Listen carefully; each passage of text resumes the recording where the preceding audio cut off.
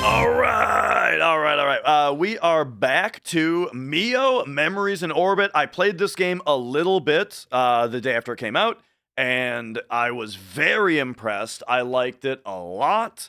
I liked it more than I liked the demo, you know? The demo definitely felt like the game still needed some work from what I remember, and this feels like they did that work, and now the game is what I was hoping that it was going to be, because the demo came out a while ago, you know, and they've been working on it since. This very much looks like a wall jump spot, so it kind of seems like they're telling me to come back here when I have wall jump. However, we did find out yesterday that oh, I still have it muted. There we go. Or not yesterday, but last time I was playing it, we did find out that you can get up here. Hang on. And anyway, and we can get like up and around. And I might be interested in doing that, but the other thing though that I haven't that I kind of forgot about before is that in my inventory we've got this, the silo access badge for Under the Haven.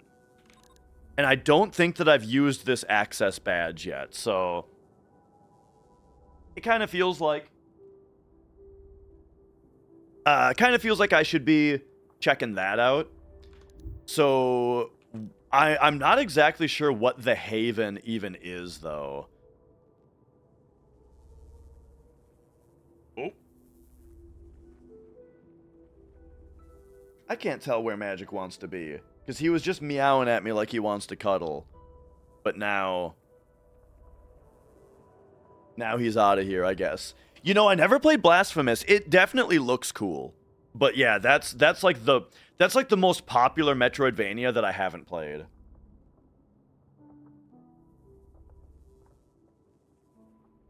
So I get asked about that one pretty often. Okay.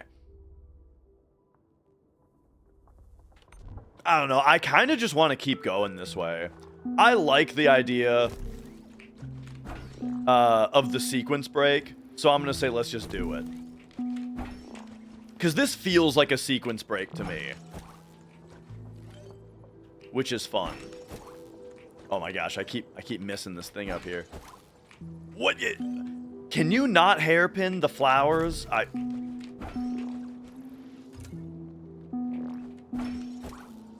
Maybe you can't.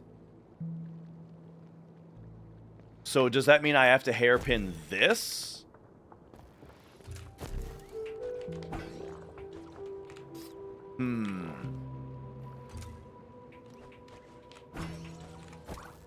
Oh, I see. Okay, if we bounce off this and then double jump, we might be able to hairpin that up there. So, like, give that as... Yeah! Alright, there... Whoop! There we go.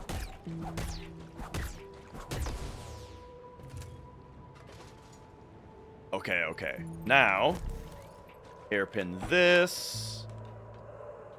We've got a ledge guard up there.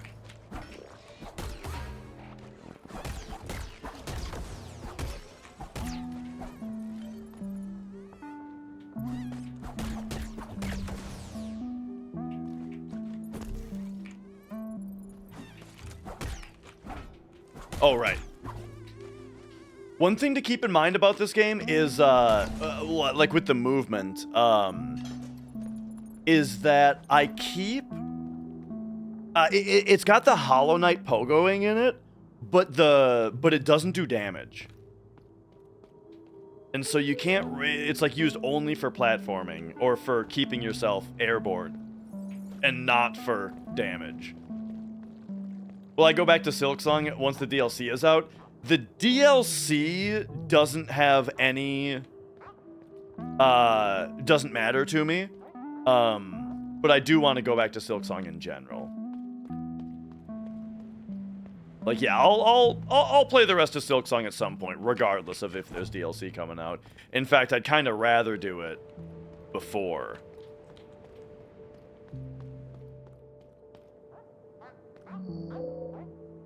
Okay. A good embedding. That's what Metropolis needs right now. What was it like? When the last one occurred, I hadn't been manufactured yet. I guess he's not going to tell him.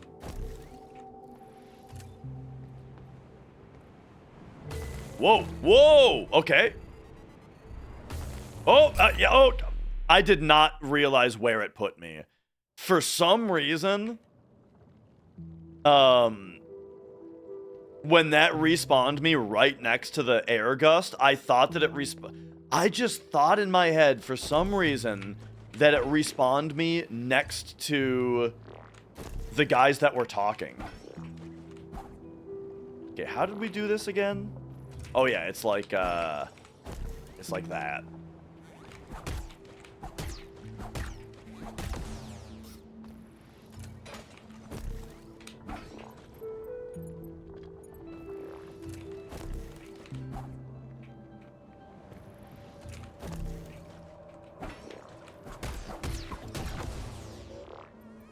Okay, okay.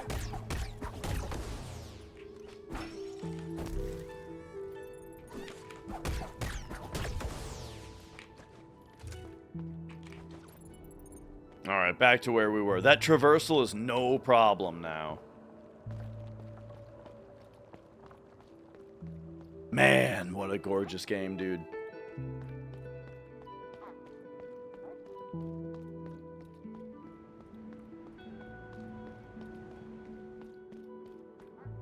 Okay, okay. So, right here. I see. So the idea is I can't... Here, I just want to do this. While you're here, would you please hit that button down there? Okay. So we can't get through that because we get blasted up into the thing.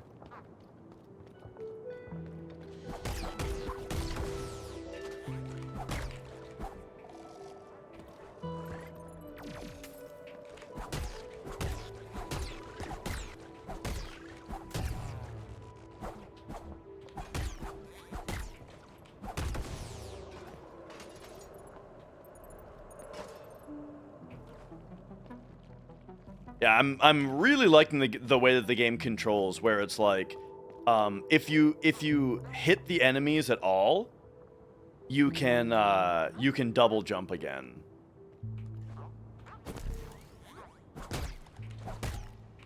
And so you can just kind of stay airborne while you fight a guy like that, which is really fun.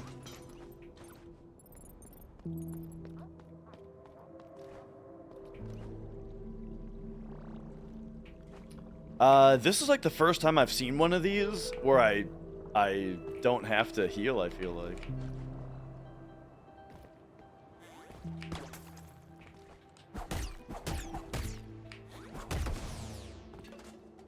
Okay, we need the old-fashioned key.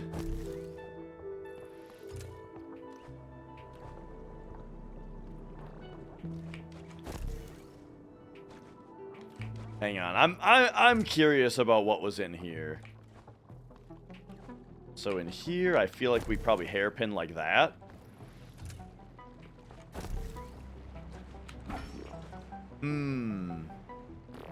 Okay, I have a feeling that the hairpin, we don't have the whole, I don't have all the functionality of it yet. Like, it's gonna need a second charge for stuff like this. Like, yeah, we can't do this with our current abilities.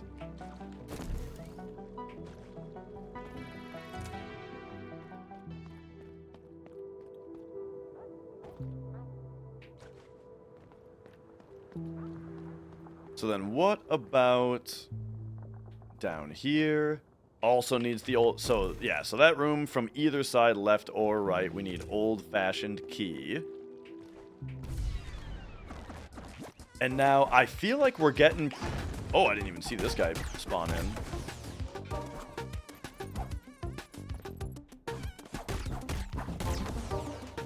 I feel like we got to be pretty close to the spot that I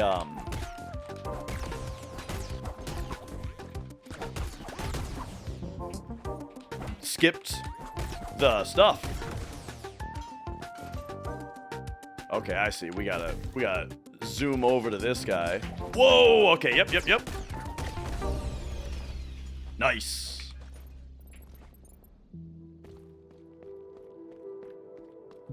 Man, aren't we like really close to the start now?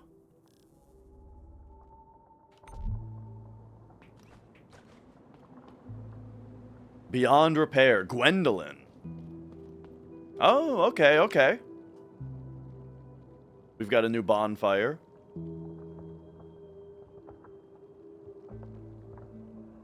Or do we? Oh. Wait, I haven't seen one be this fancy before. Okay, that one went somewhere else, I guess.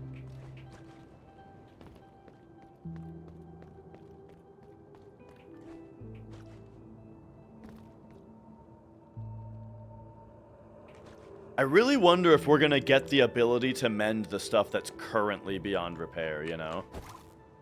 And yeah, indeed, we can't, hairpin these flowers. Oops.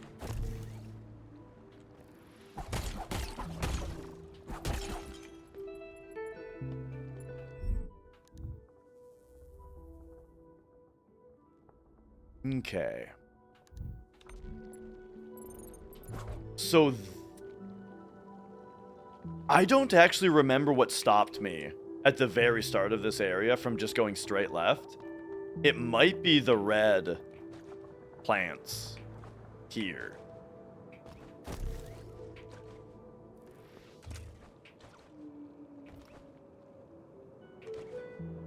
Oh yeah, and someone mentioned Cuphead. I did play a bit of Cuphead when it came out. I didn't totally vibe with all of its design choices. Like, I wasn't really a fan in general of the run and gun levels. Okay, wait a second. Okay, map updated. Did we just unlock the place? This is where we started? Yeah, alright, cool, there we go.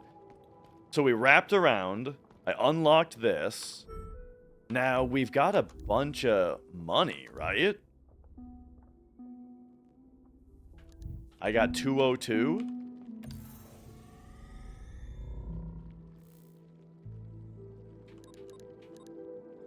Hang on. What's Overseer's Pathways? Oh!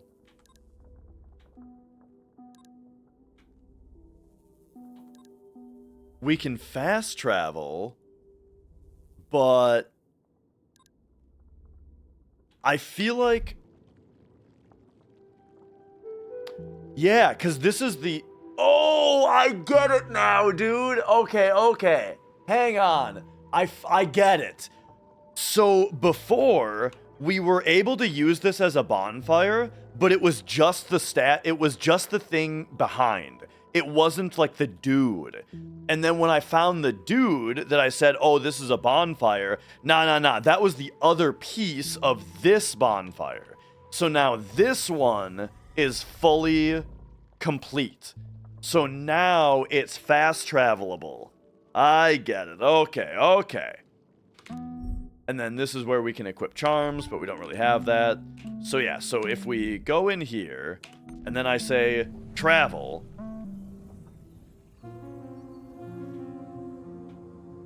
now we're here.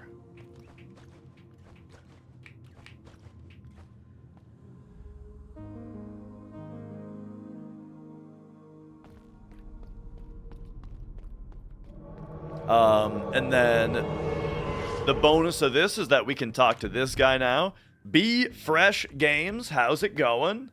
And then, yeah, another modifier extension, which is exactly what I want. So, let's do that. Boom. Okay. Hello, everybody. Welcome on in.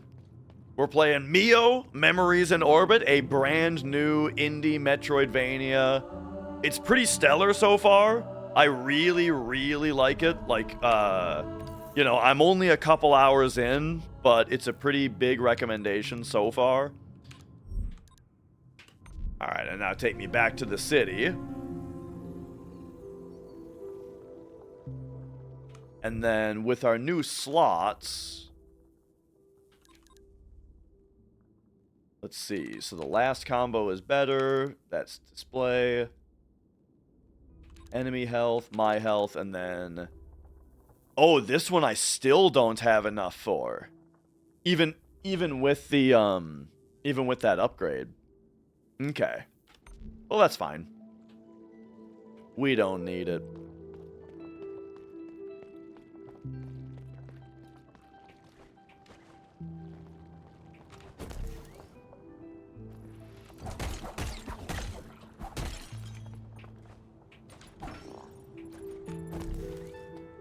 Okay, so now where were we? Now we are just gonna go to the other side of the spot where we need the old-fashioned key,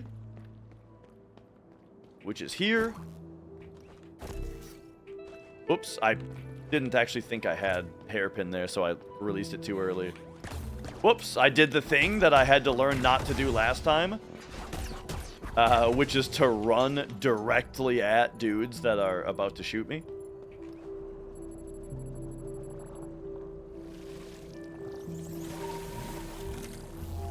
But there we go, we're healed up. And now we go this way. And I think this is just the last way to go now. Yeah, this is the final path that I can take.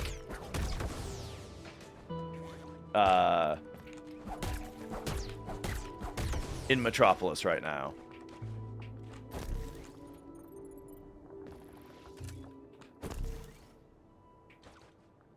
So, who are you? Oh yeah, the crystallizer. Yeah, sure, crystallize me, Captain.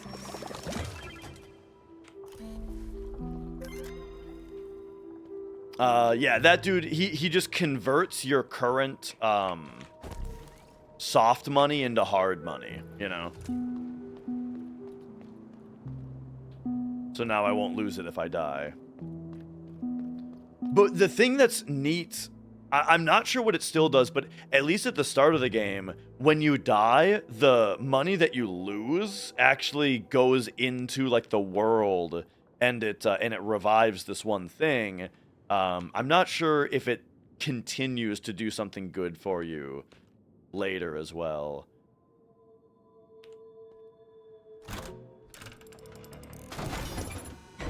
Oh, all right. Boss fight time?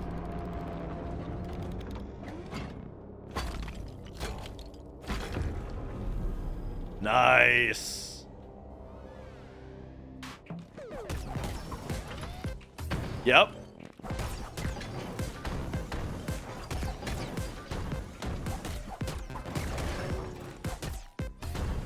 Got it.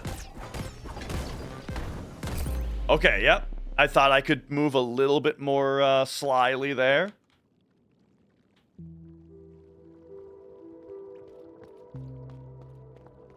Okay, nice. I'm all about this. It's boss fight time.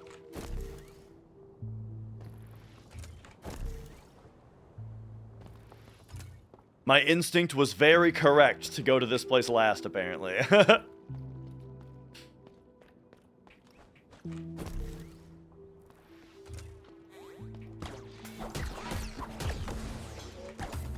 Yeah, just jump right at the guy that's shooting at you.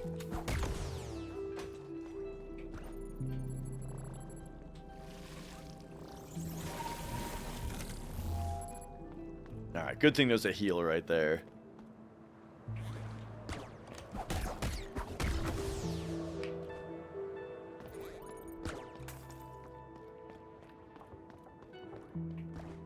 Alright, so that's where the boss is.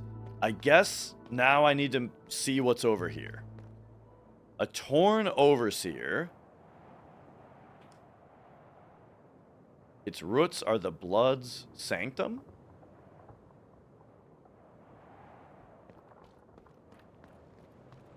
So I guess now that tells me that there's another thing over there. The librarian, Heimdall. The blood doesn't grant audiences to machines, not even to me. I find it rather concerning. He must know that I am here to talk about the contents of the library.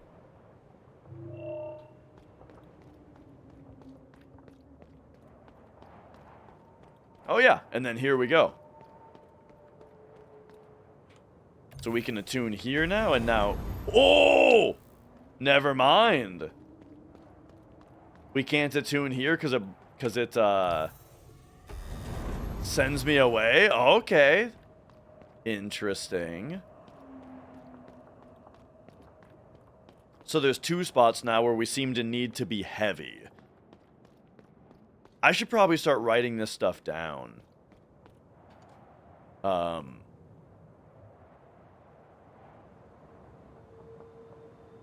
Where's notes? Notes.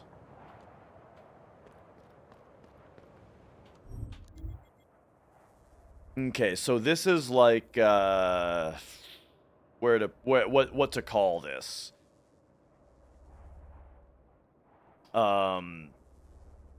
Library entrance. Need to be heavy. Wind blows us away. And then also near entrance of there's like Metropolis big area.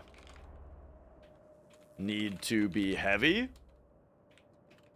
Wind blows into plants. Okay.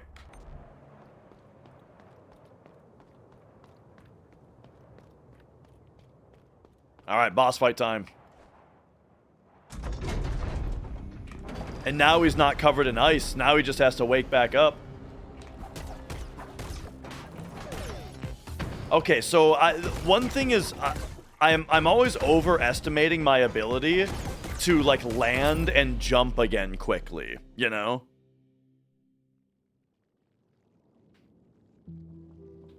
So basically what I mean is I'm getting greedy with my attacks, and I think that I'm going to be able to finish the attack, land, and jump out of the way a lot more quickly than I'm actually able to.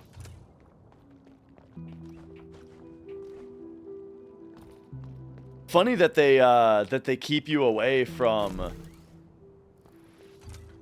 like the wind blowing thing. Oh man, now I need to fight these guys actually, because now I need to pay for a heal.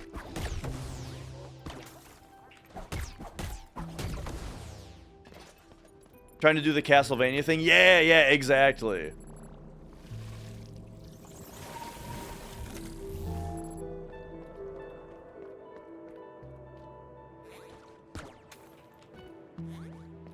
Oh, okay, there's a guy there.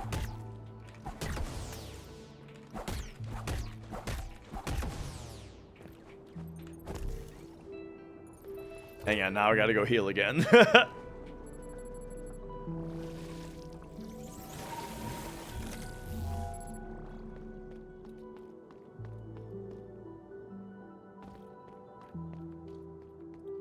Okay. So honestly, by the way, it would just be wise. I should be crystallizing every time. This way, every time I die to this boss, we incrementally gain money.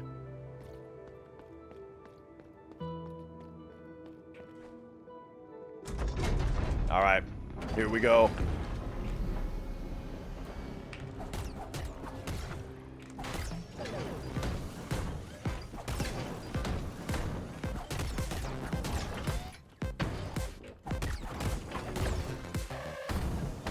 I can't get out of that quickly enough. Maybe I can hairpin away from it? Oh, all right.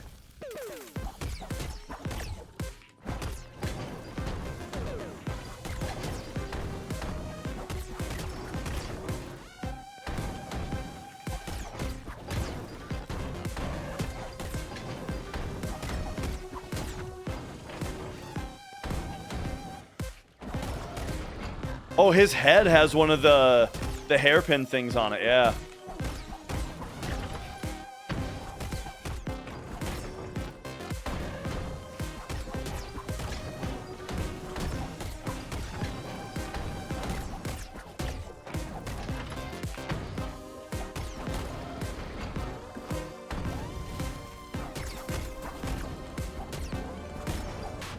Okay. Interesting. Interesting development. Oh, I'm gonna get hit by that. Nope.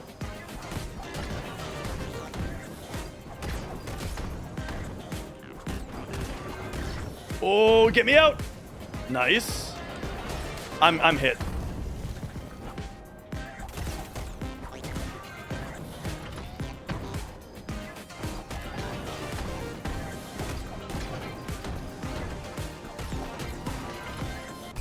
I don't know how I would have avoided that.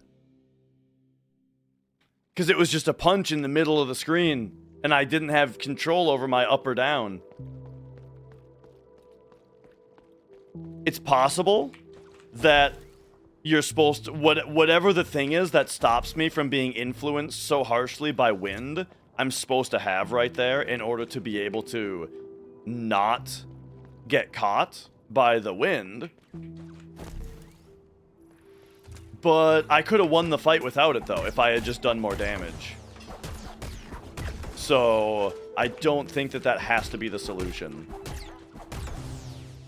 I think we can get him this time.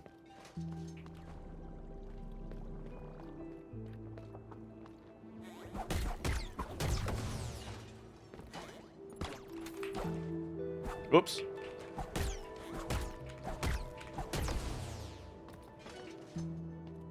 The hairpin would do it, yeah. I kind of don't like getting information or like ideas from chat though, because then I didn't think of it.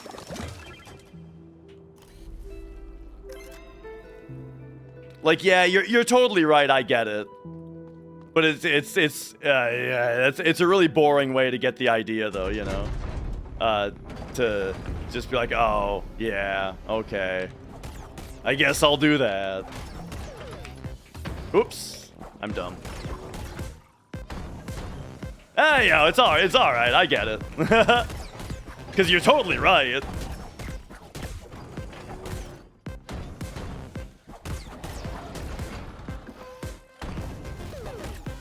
Whoops, I'm dumb.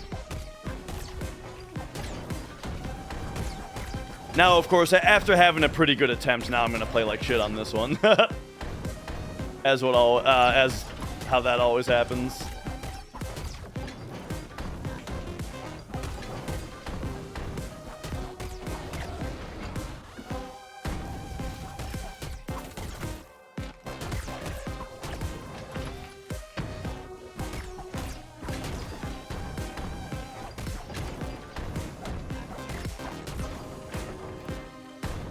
Oh, I thought he was doing the everybody together at once right there. So after he hit, I tried to go in. But that was the double.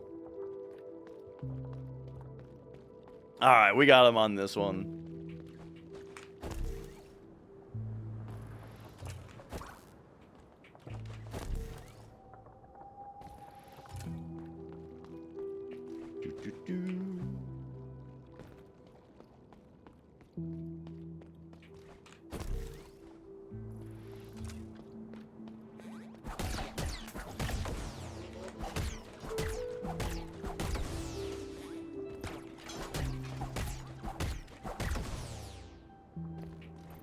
Okay.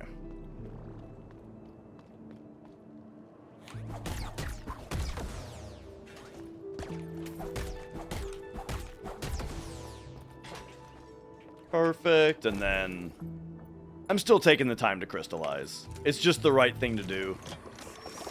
Only reason not to do it is that it takes time. Whoops. Alright, we got him this time.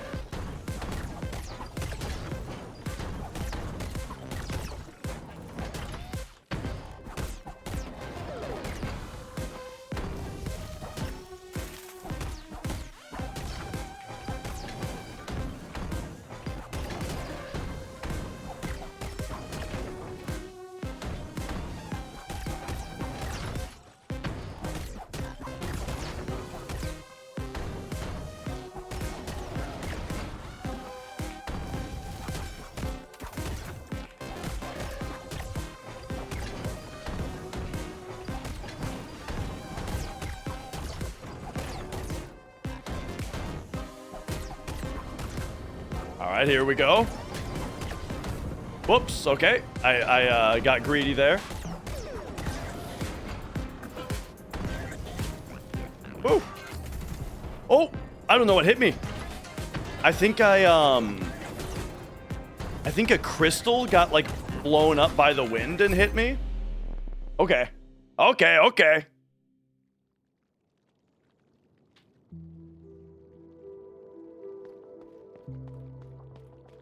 I should maybe look back at what hit me there.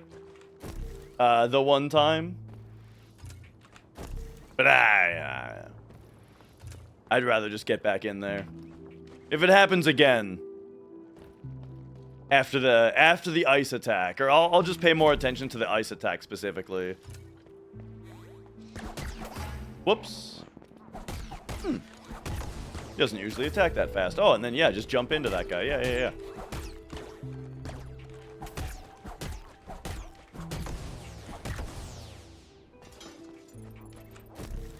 Not this way.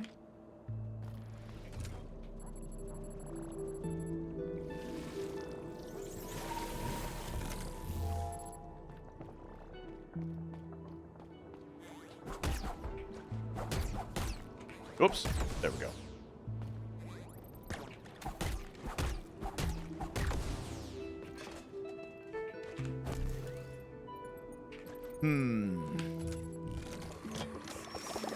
I'm not really at the point yet where I've got, like, a different boss build versus adventure build, you know? Like in Hollow Knight, you kind of get to that point where it's like, you change your charm build out for when you're fighting a boss. But we've still got so few that we're not really there yet.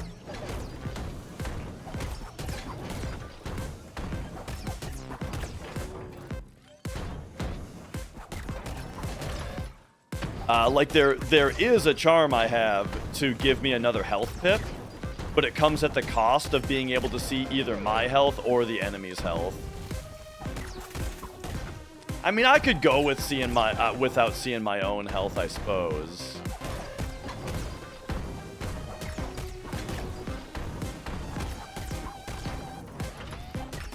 Why would I do that?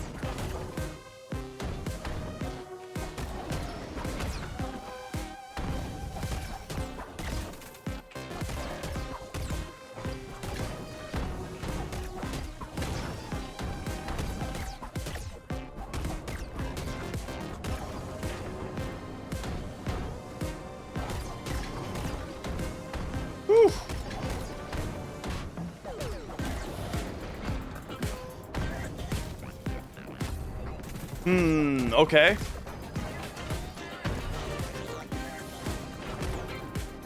Oh, hang on. You can only use the hairpin once because it restores while you're grounded. So I don't know if that is the solution. And then, okay, so I think what hit me there was I went down with the icicles, right? Whoops.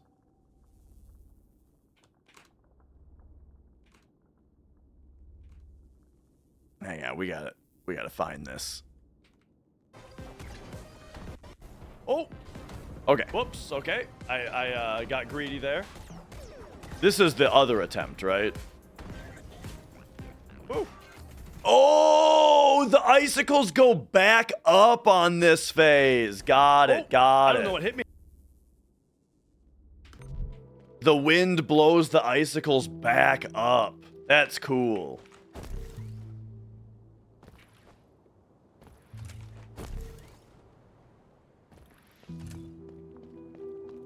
I wonder if I press up and down, if I have maybe a little bit of influence on my motion there.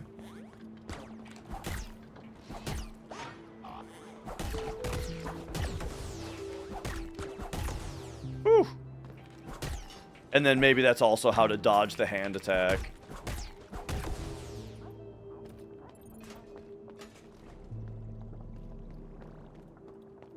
Okay, this boss is super fun. Ah! Oh. Hello, accidental secret. I found a secret. Hey, how about that?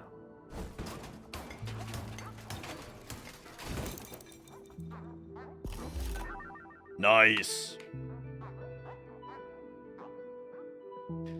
I was a little bit worried at first that, like, because I did so well on, like, the second attempt or whatever, that, that I was like, oh, man, this boss is going to be over super quick.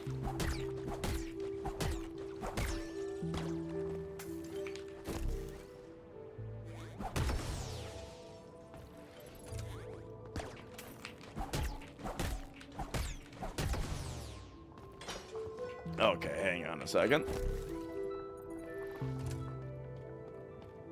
Got hit, so we gotta heal.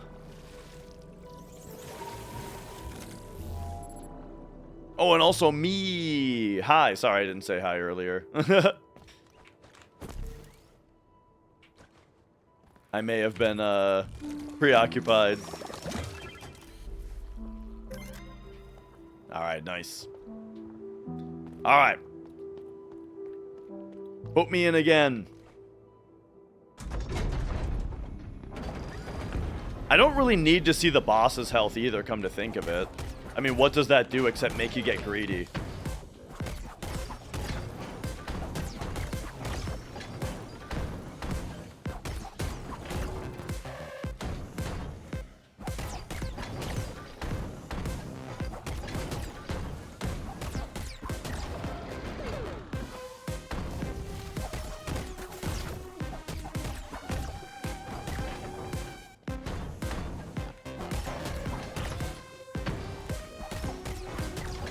One thing to remember is you don't have to deal damage fast as long as you're dodging all of the moves, right?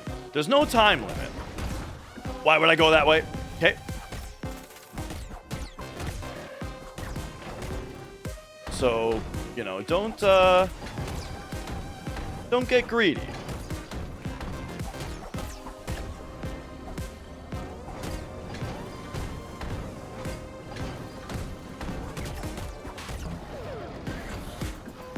Okay, remember, these come back up.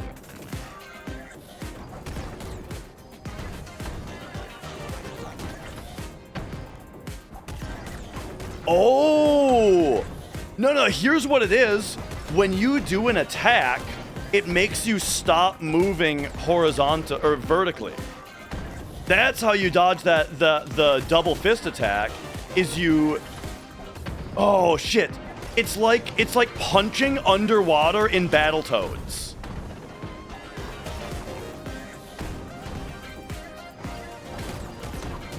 I got greedy. I got greedy. That's what happened. I'm dumb. All right. Here's what we're gonna do. We're gonna take off see enemies' health. We're gonna put on give me extra health.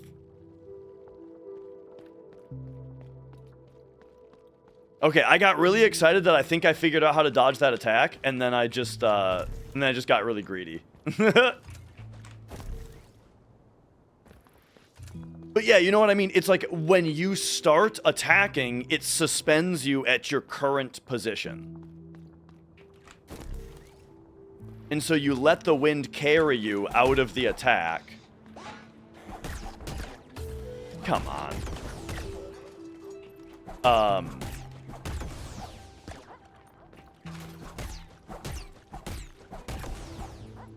And then you start attacking.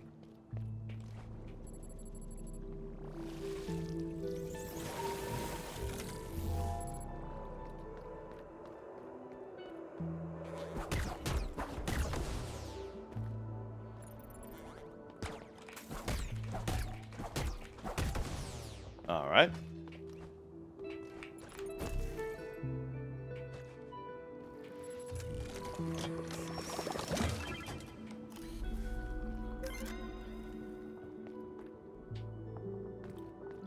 Very nice. Let's do it. We got him this time.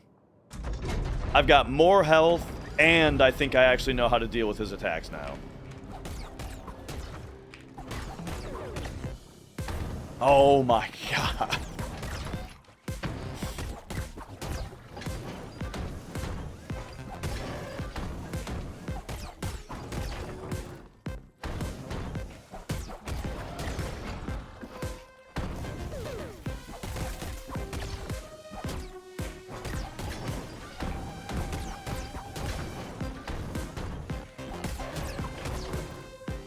Great boss design, by the way. I love the floating weak point.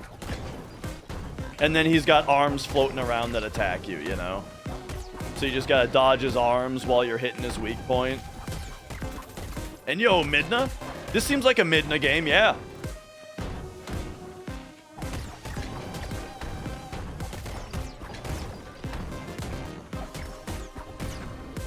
Alright. Time for the party to start.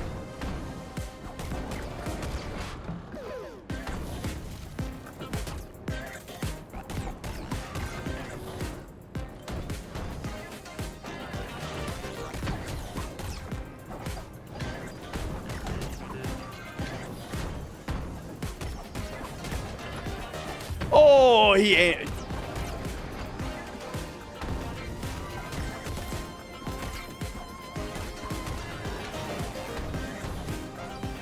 Aimed that one right at me. I didn't stand a chance.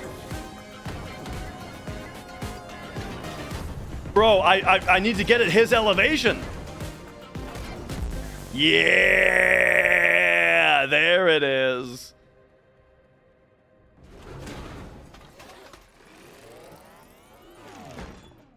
Nice. Dude, what a fun boss. That was really cool.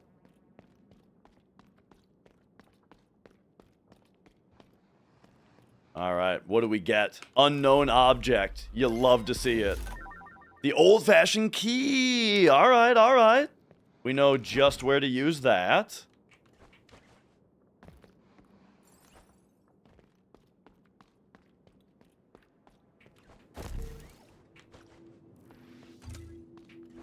Okay.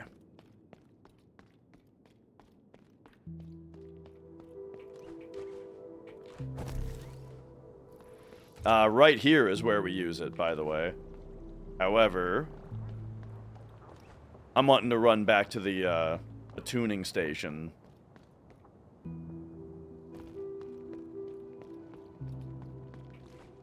I forget what they're called. The bonfires, the benches.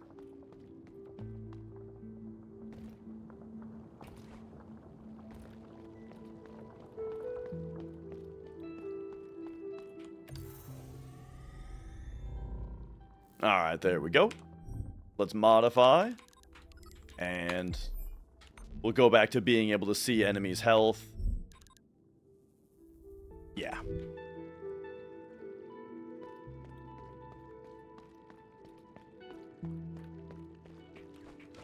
So yeah, it turns out I do have a boss build. And it is, it's, just taking off their health bar, giving me more health, which is great because, again, you don't need to see a boss's health anyway. All it does is make you get greedy. Alright, another elevator. Are we having a snowstorm right now? I don't think so. I think it's just hella cold. However, I'm in the basement, so I don't know. Let me see what the weather says. My weather says it's sunny outside. Yeah. Yeah, we're just having a cold-ass day. But actually, the cold is even less, though. The last couple days, it's been, like, -20 outside. Today, it's, like, 5. So, it's actually warmer today than it was.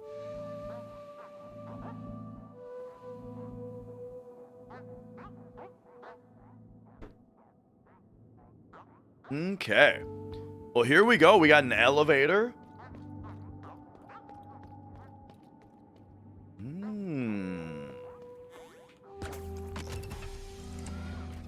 Hey, you. Quiet, you. The 6 voices. The eye, the blood, the breath, the hand, the spine, the heart. Oh, and they've got symbols. I wonder how important it might be to know specifically each of these symbols. So how do we let's come up with some devices to remember these. if they are in the same order, which they should be, I feel like the blood looks more like what I would easily remember as the eye, because it's got some eyelashes, but it's not that. So let's try to like actually think about these. The spine, I mean, you know, it's kind of got like a curve. I mean, it looks like a spine. The heart has like some veins around it coming out of it and stuff. It's got like a left and right veins, right? So I feel like the spine and the heart I can remember pretty easily. The breath is like coming up like, ah, right? So that's the breath. Ah. The rest of these are going to be real tough to remember, though, I feel like. The eye kind of looks like it's shooting a laser down. You know, that it looks like an eye that's, like, open and blasting a laser. And it's looking down on you, shooting that laser down at you. So that's the eye. The blood. The blood kind of has blood drops. The eyelashes could be, like, drops.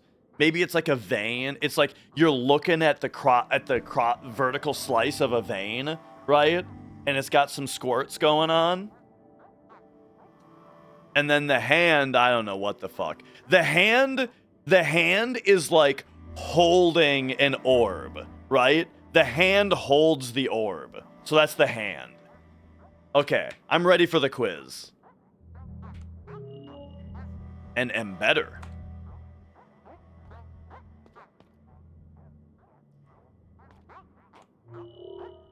Embedding ceremony. A pearl's anatomy.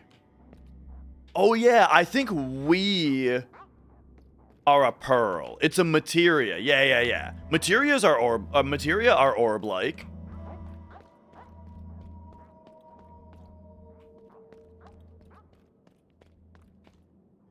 Okay.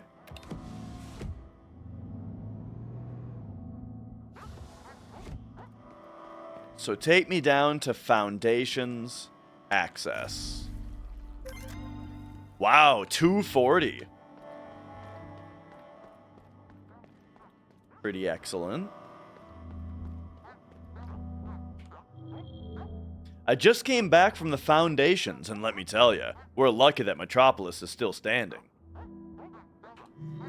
Everything has gone mad down there. At this point, I'm not sure even the blood could fix it. If you're planning to go away, at least take this. It's not much, but it might save your frame one day. Oh, thanks, buddy. And, oh, another old core. Hell yeah, bro. If you find a pearl, keep it. Even if it doesn't harbor a mind of its own anymore, don't let it lie in the dirt. Bring it with you. Recycle it into something new. Add it to your own frame. It's not dead yet, except if you decide it to be. It can still live through you. That is the closest to reincarnation a machine can get.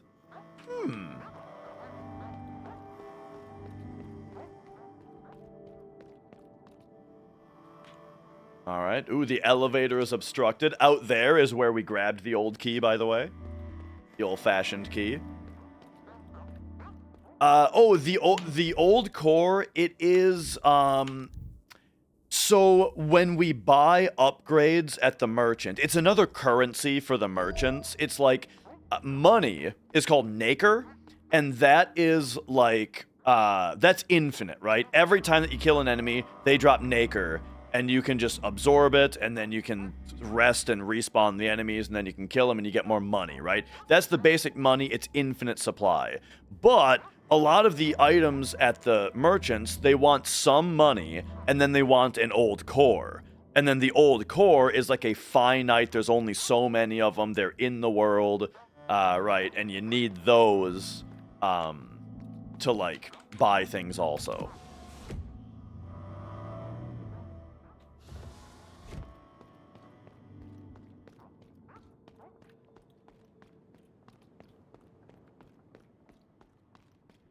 Alright. Oh yeah, here's the elevator again.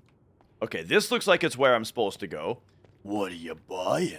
I don't really even have... I think I have 2 old cores right now with nothing to buy with them yet. So I am, I'm ahead of schedule here. Ellison. This is a pretty room, don't you think? The travelers put all these candles here because of the tragedy of the last voice. I don't know what happened exactly, but the units who were around say the travelers were never the same again after that. Here, I have a spare candle if you want. You can light it for a friend, too. You know, when their last tremor comes. Okay, I don't think I know what to do with a candle right now either. But alright, glad to have it. Maybe it'll light up dark areas, and then we need Lura's seal. Okay, so, hang on, let's change this to just Metropolis, and we'll say, left of boss, left of Calderon, I think its name was. And now right of Calderon elevator, need Lura's seal. Hopefully I understand what that means later. And this is the tuning chamber, eh? Oh yeah, and now we can go left. And I'm gonna tuning chamber.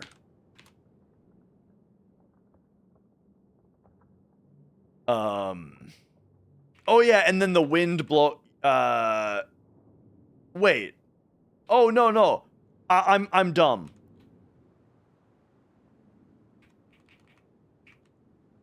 This also goes here. Those were two different things. This is left of, I mean, how do I explain this?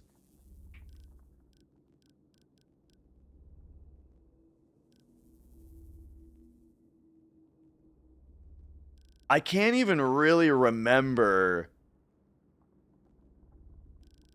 where it was if I'm looking at the map, honestly. I'm just gonna say I think it was left of the Calderon fight, basically. And then this is like upright big area. Something like that. We'll figure it out. Okay. Future notes will be better. Those couple are scuffed. No big deal. Alright, now let's hop into the vent here. What's up, idiot? Oh!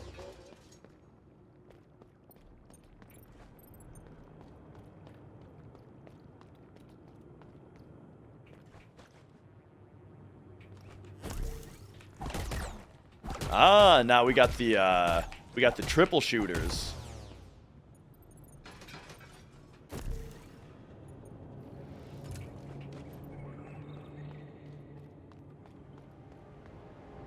Okay. Take me away.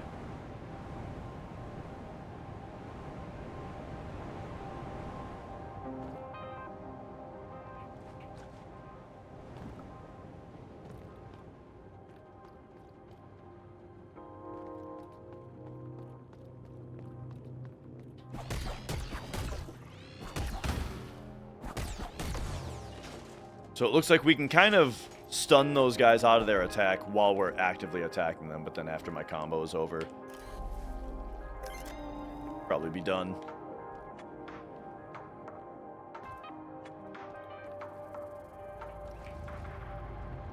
And now the question is this like Castlevania, where you have to hit every wall? Ah, see, we know this is the symbol for the blood. Because we've memorized that. The blood.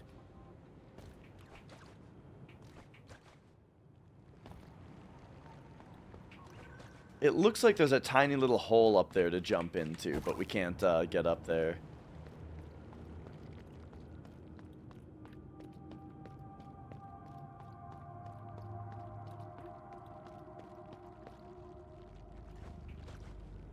All right.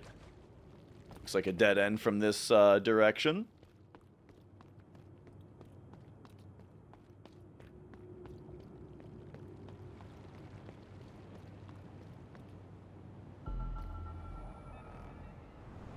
The foundations.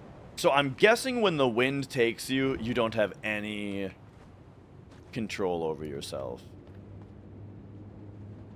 And then...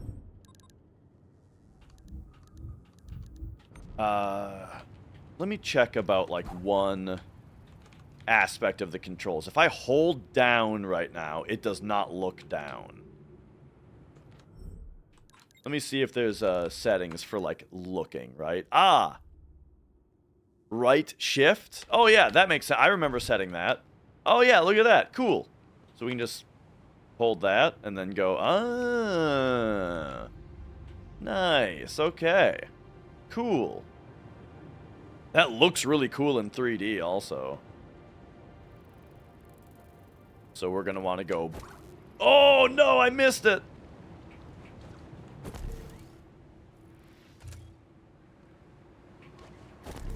There we go.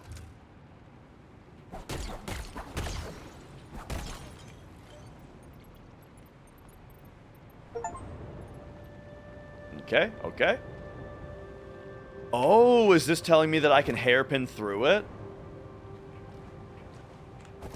Yes.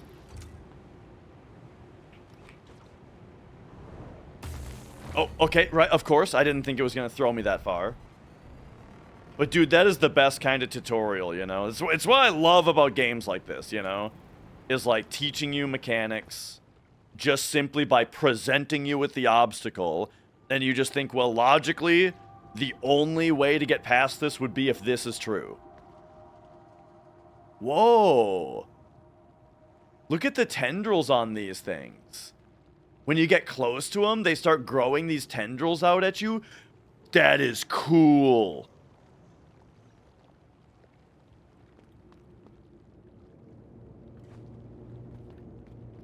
Okay, anyway.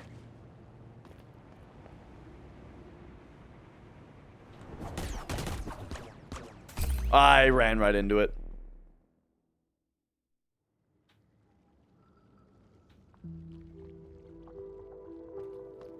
And I act like I've played Hollow Knight.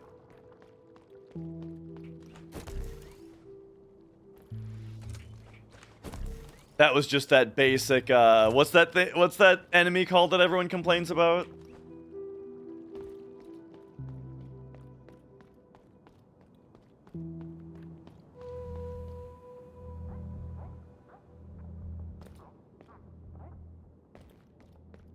Vespid? Primal Vespid? Or something?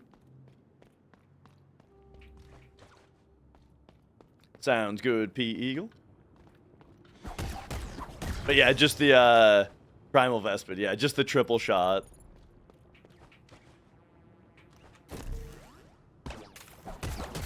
Primal Aspid. There we go.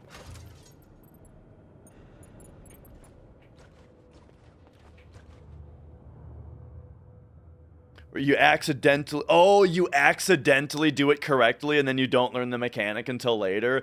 Yeah, yeah. Or when, like, there's a way for you to bypass it somehow.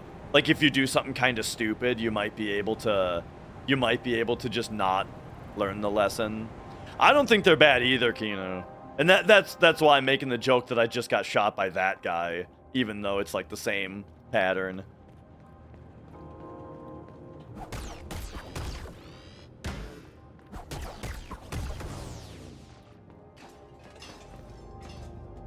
Oh, right. The junk piles actually respawn.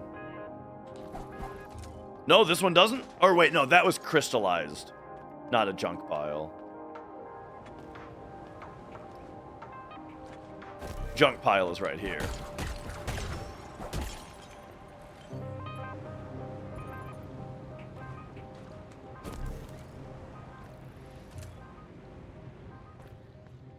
Alright, here we go. Oh, what hit me?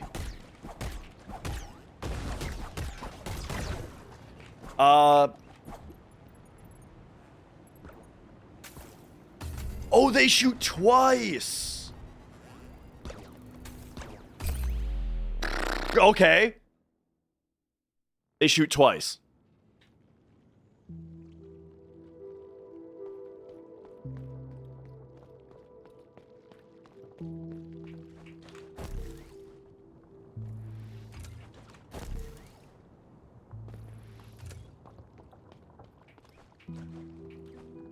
All right. And this game is not scared to be a little scarce with its benches. And I'm here for it.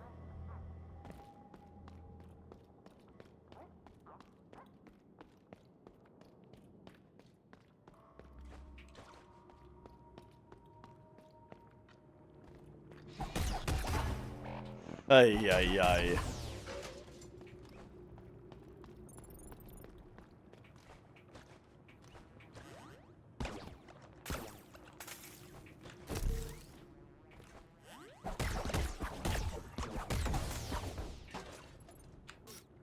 That very nearly hit me a second time. Okay, now I'm a health pip down, though. And it's crazy that there's no just regular old heal. You gotta find the heal stations, which I like that also. Like, I find this game to be pretty brutal in some pretty interesting ways. Yo, Danger. That's right, it's fully out now, and it's great.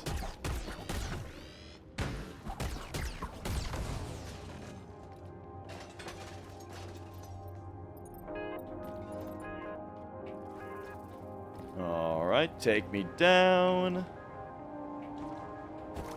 Ay, ay, ay. That won't take me far enough. How's DBZ? I haven't watched it in a bit. A long, I might start it over. Maybe not. I don't know. A long time ago, I watched the first, like, 20, 25 episodes or so on DVD. Mrs. Dash had the DVDs. And for some reason, we haven't, Bro, okay, that was very difficult to... Bro, this is very difficult to deal with. This particular encounter.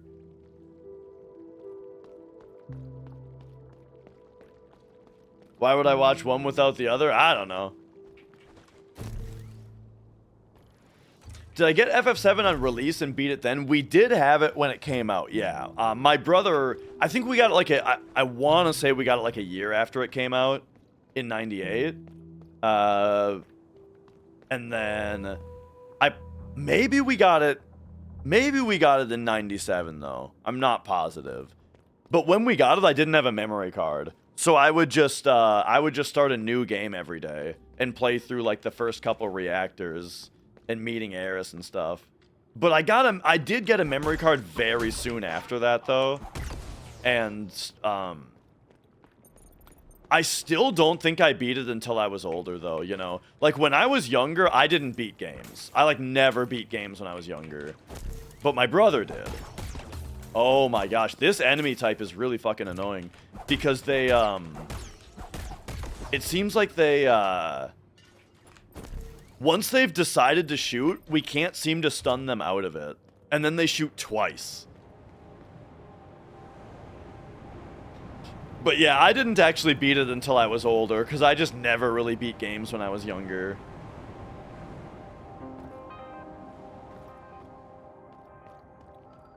I mean, the first time I beat it, I was probably like 12 or 13. I'm not sure though. I don't remember exactly.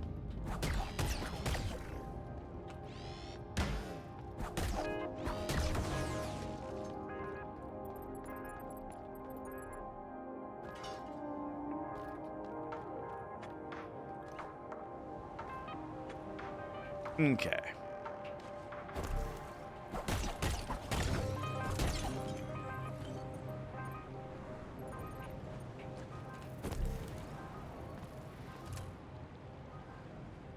All right, this time, let's just go up here. Okay, and then I guess I got to deal with this guy. Oh my! Why can't I attack? I was. Okay, I'm not. That dude, I swear I was mashing attack, and it was not happening.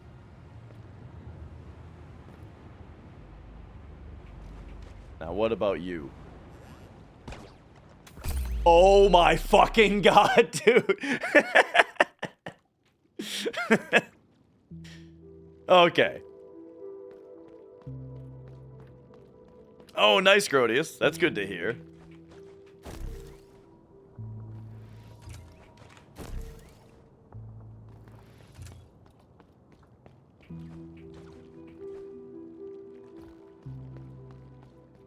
All right. Oh, but anyway, yeah, why watch DBZ without watching Dragon Ball first? Everybody talks about Dragon Ball Z, you know? Like, Dragon Ball Z is the show that everybody watched and everybody talks about. And so I didn't really want to have to put like another entire show in front of it that a lot of people didn't watch, you know? Like when I was younger and everyone talked about Dragon Ball Z, none of them talked about Dragon Ball. None of them had watched Dragon Ball. They all just watched Dragon Ball Z.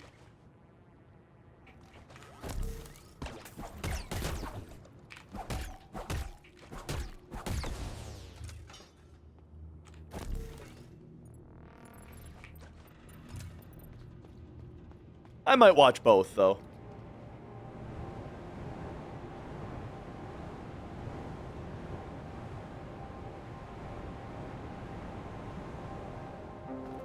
Okay.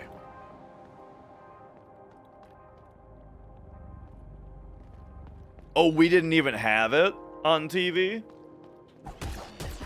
That makes sense.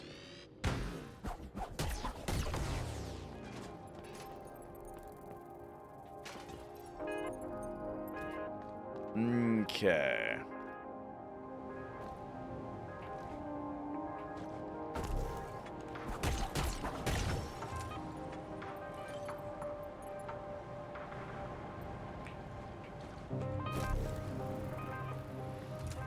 Wait a second. Oh my gosh, I almost got... Okay, never mind. I'm not gonna fuck with it. Okay, yeah, how about you come down here? You want to squeeze through that and come down here? No, you're not interested? Alright. Okay, that guy had already... Oh my gosh, bro.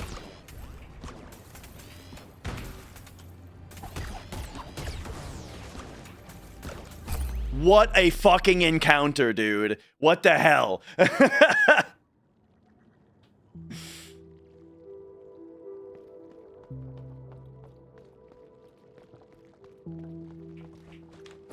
Oh boy. This is exactly the kind of thing that is exclusive to a first playthrough, I feel like. Where it's like, I'm never gonna get stuck on this encounter again. When I come through here on a second playthrough, this is gonna be easy. I'm not gonna understand how anyone could ever have a problem with this, you know? But on the first playthrough, for some reason, it just fucks you up.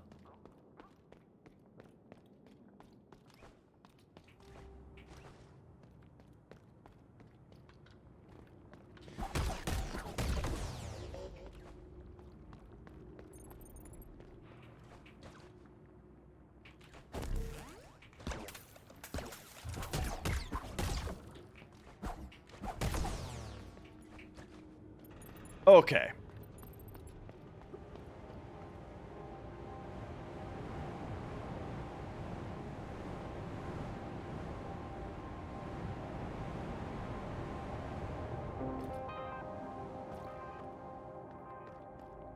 Oh, hello. Oh, okay, that's what's through that little vent? Hang on, have I been paying attention to this at all?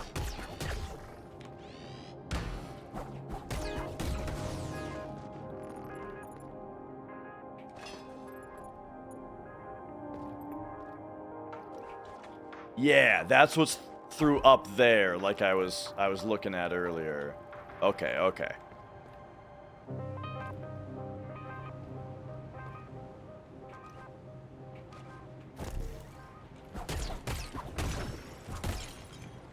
Can't help but notice this junk pile takes 4 hits instead of 3. I feel like the other ones took 3. At least with my upgraded final attack. Okay.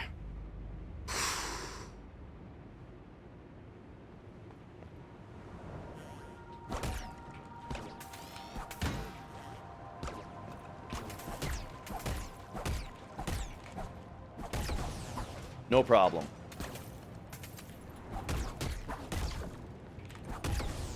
Easy.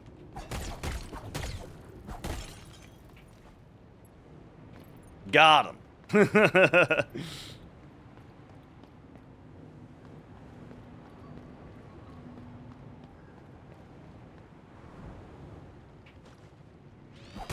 Oh, I attacked him too late. So there's definitely in the enemy attacks there's like a point of no return, right? If you hit them early enough in their attack animation, you'll knock them out of it, but if you don't, then they're going to hit you or they're going to follow through.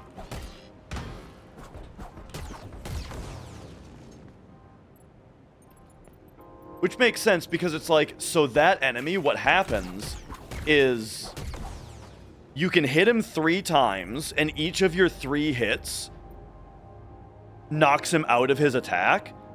But then the extra amount of time between 1, 2, 3, 1, 2, 3, right? That space between the 3 hits, it's not enough time for him to hit you, but it is enough time for him to wind up his attack to the point of no return. So then your next combo doesn't knock him out of his attack, and he'll hit you if you try to just spam on him. I think that's actually really good design, to space it out that way. It can be a little weird to try to, so like, that way we have to hit him, and then we have to let him hit, because we're not going to be able to finish him off. Yo, Sly Glitches.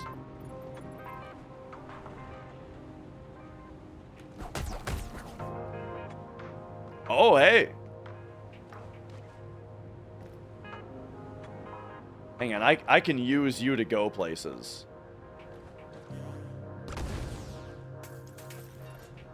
Oh, did that guy just blast? Oh my god. I think that guy just blasted himself into the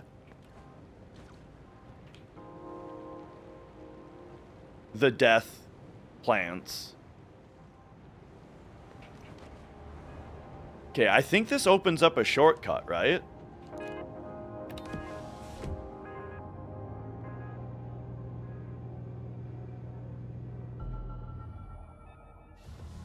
Yeah. Okay, so now we're here. So that's a very nice shortcut. And oh yeah, this feels like a keyboard game. I'm a big keyboard enjoyer for games like this.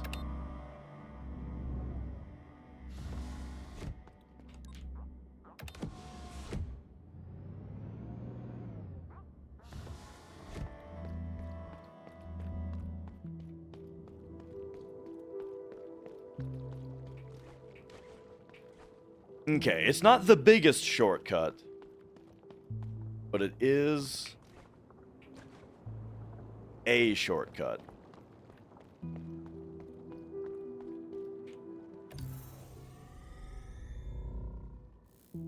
And then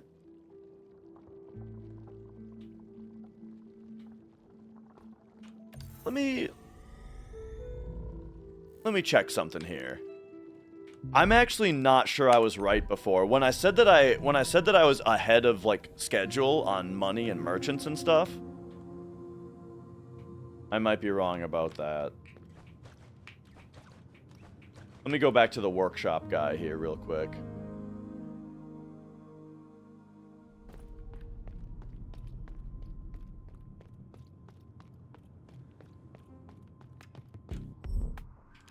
Oh, right. We can use our old cores to get pieces of hearts.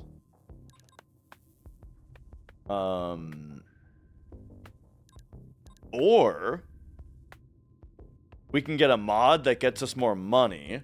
I don't have the slots for it though. Or, ooh, this is kind of interesting. We can get it so that we can heal for free. Man, we need a lot more slots.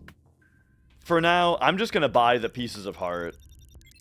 Because with both of them, now the next time we find one, we get a health upgrade. A permanent health upgrade.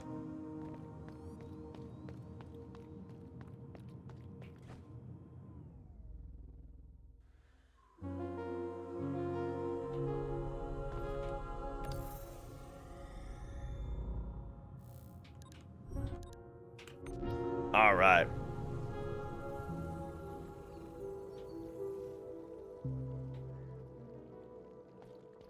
So take me back, and man, interestingly, like, this is a entirely different path than I remember from the demo. I think in the demo, I just went a totally different direction.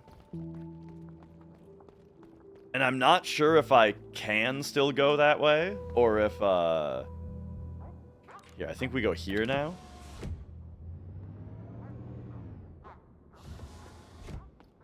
Or if that area was just for the demo.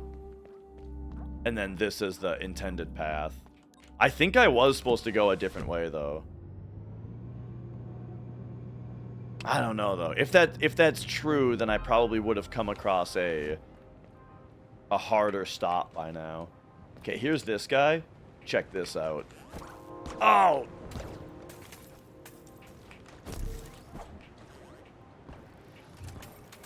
Okay, I used him to get over here. Now what?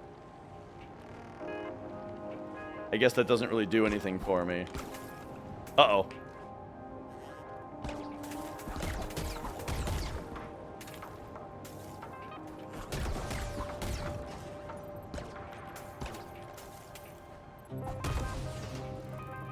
Okay, okay. There we go. Okay, yep.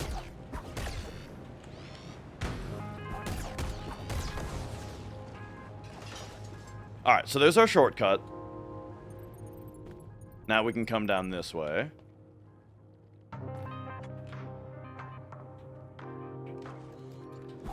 Hello. Hey, pal. Think you can help me out? I was on my way to Mel's workshop when I got caught in these icicles. A few hits should do the trick, please. I don't want to become a cold case. There we go. He's kind of like Pot Friend. Way to go, pal. You really know how to break the ice. Gotta go now. See you at Mel's workshop. Oh, nice. Hey, I was just there, actually. Now I'm going to go there, and he's going to have way better shit to use these cores on.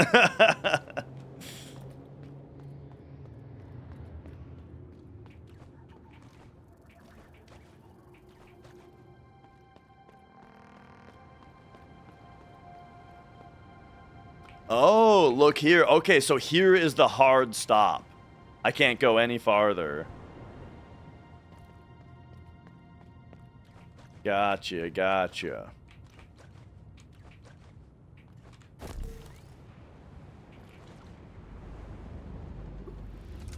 And I don't think that there's another pathway that I've left behind. I think that's as much as I can do. So now I guess we're going back to the workshop again to talk to that guy. And then it's time to figure out what the other major path I could have taken was. And hopefully I'm not forgetting anything, but yeah, we'll come back here once I have another like movement ability or something, I suppose.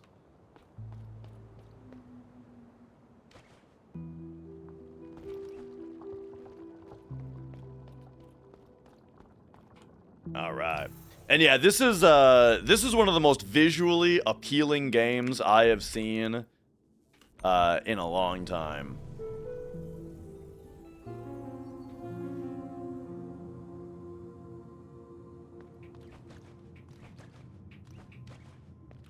Okay, and how about you? Do you have anything new to say? The 6 pearls across the vessel are each fulfilling an equally important role. The heart is most relevant to us because she powers us, like the blood to the travelers or the breath to the haven. Oh, she powers us, I see. And without the hand, we wouldn't exist in the first place. Without the eye, we would wander aimlessly through space. Without the spine, I think you get the picture.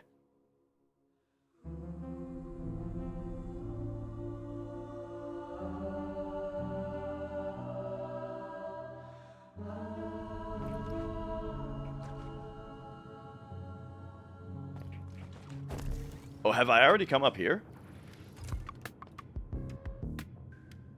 Yes, yes. I've tried to play D&D a couple times. I don't think it's really for me. I like board games in general, but that one's just a little bit too much of like a commitment.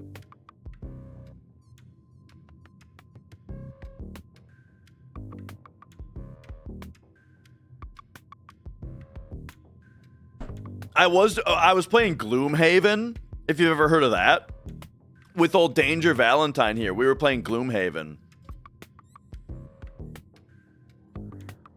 We had like a double date night where triple date, where me, Danger, and our other friend were playing Gloomhaven while our wives were doing their own activity, you know? And I was saying that we should all be loudly role-playing with character voices, really annoyingly until they got mad. Like, you know, let's see how long we can loudly roleplay with annoying character voices before we get told to be quiet. But they didn't play along. It was only me doing it.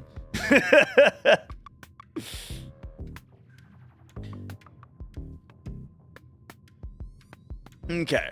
What was this guy's voice again? Oh yeah, it was like, Just in time, lass. One of my scraplings got here with a fresh load of broken gears. It's all in bad shape, but nothing I can't fix, especially with an extra pair of claws at my disposal. And the correct amount of ink, of course. Care to take a look? all right. Oh, dude, now he's got new shit. Oh. This is really interesting. So we can remove a health pip in exchange for 15 more mod slots. And then this one, quicker recovery after getting hit, only costs 5. 2 more pieces of heart. And then here's 10 more mod slots. Which I'm most interested in is just more mod slots. Okay. Yeah, I'm into it.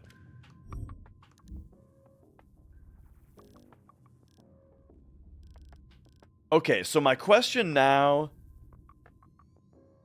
is like, I like that the game brightens up and like shows you pathways that where the map is not at an end, you know?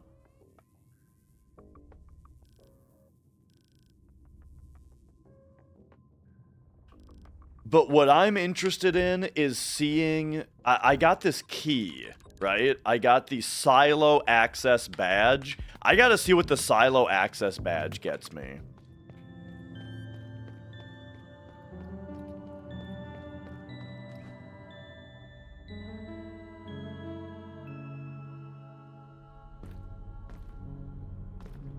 Is it this? Yeah! Alright.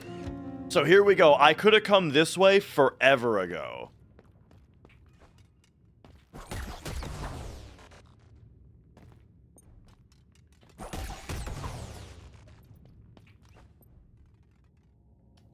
And I'm guessing when I played the demo, this is what I did.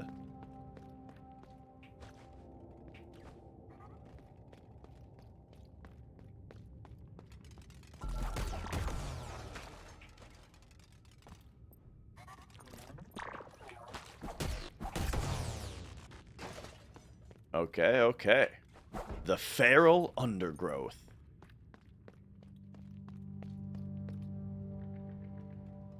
Oh. Teach me to just fall straight down. All right, hang on. We can get back over here just like that.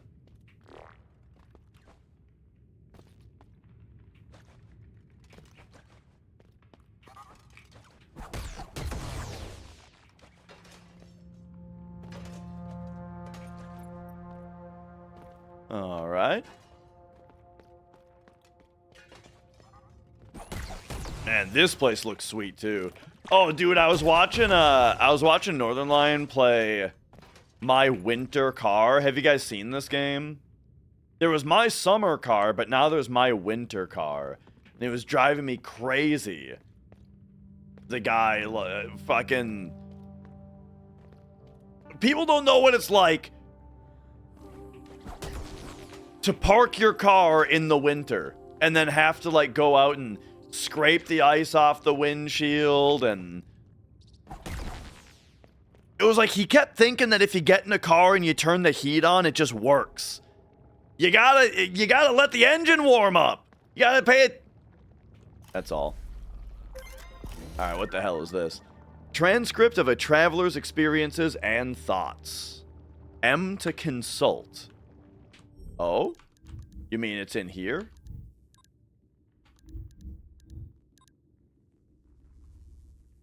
Well, hang on a second. I love stargazing.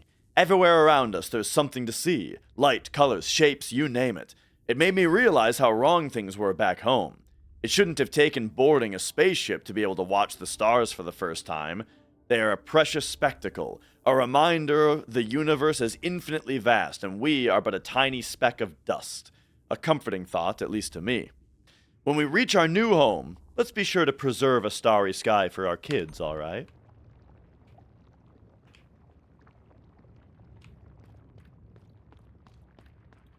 But mostly though, it was fun to watch because it's like I've had a garage for a long time now. For many years, I've been able to park in the garage, but not always. I mean, you know, I did my time having to park outside in the winter, right? And every day having to brush all the having to brush all the snow off, scrape the ice off the windshield and the windows,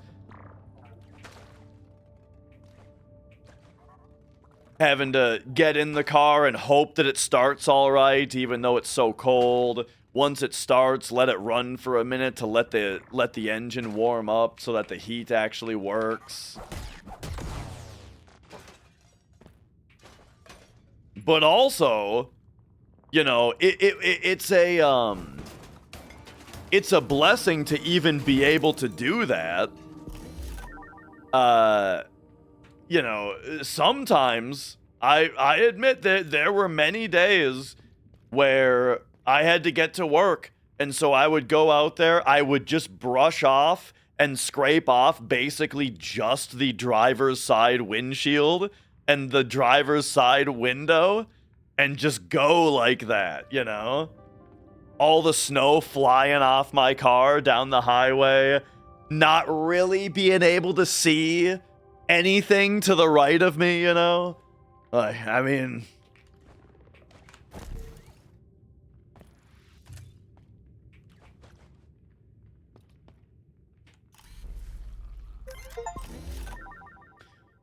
Ooh, look at that. All right.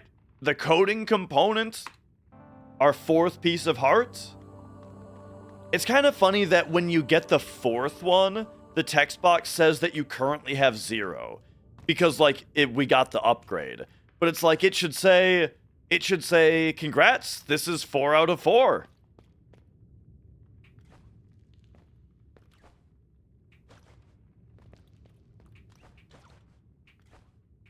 But yeah, I had half a mind to download and install My Winter Car today and play that a little bit.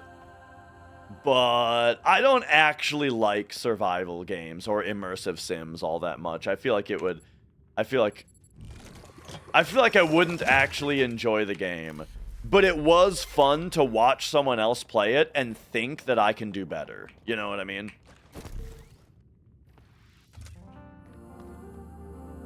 It was fun to get mad at someone else playing it, but I don't know how much I actually want to play it. That's what I'm saying.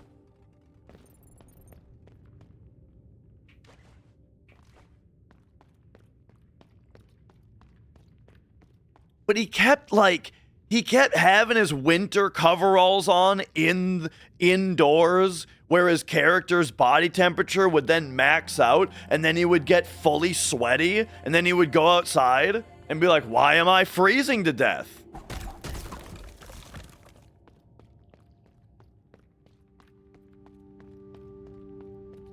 In his defense, though, it did look like the controls of the game were very bad. Like, partially in a way that was supposed to be funny, but also it looked kind of broken.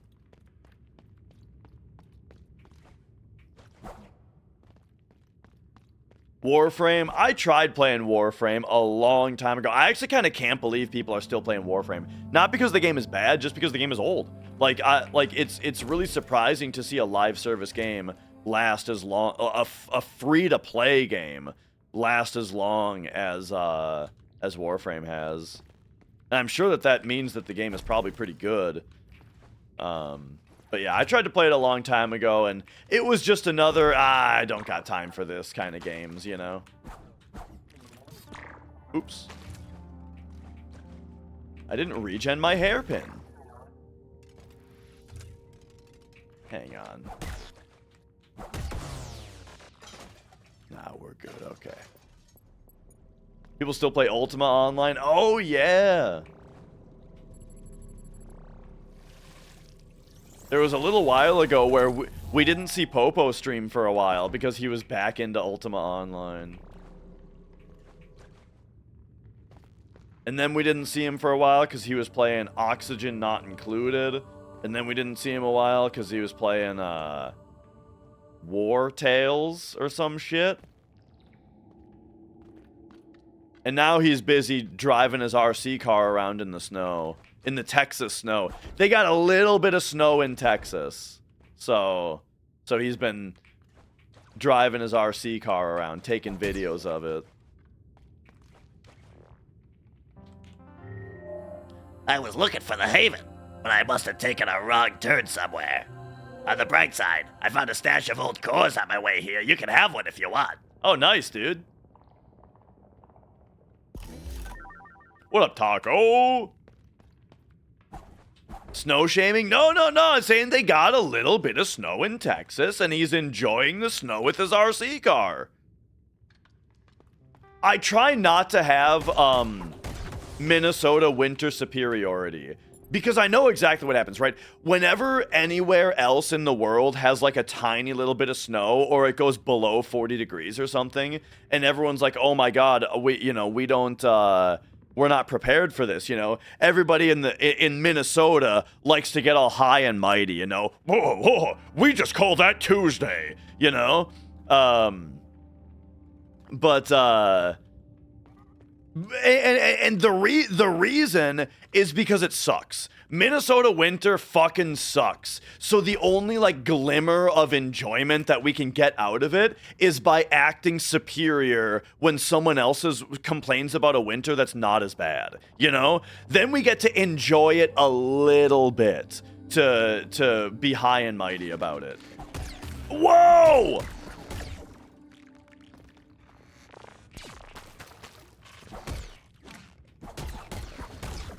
Oh. Oh! I don't know how to fight this thing.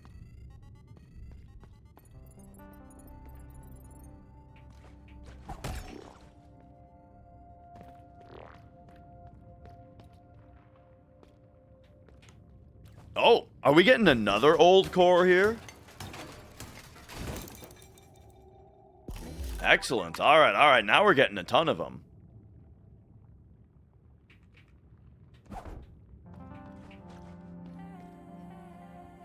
But yeah, like one of the big examples is when it's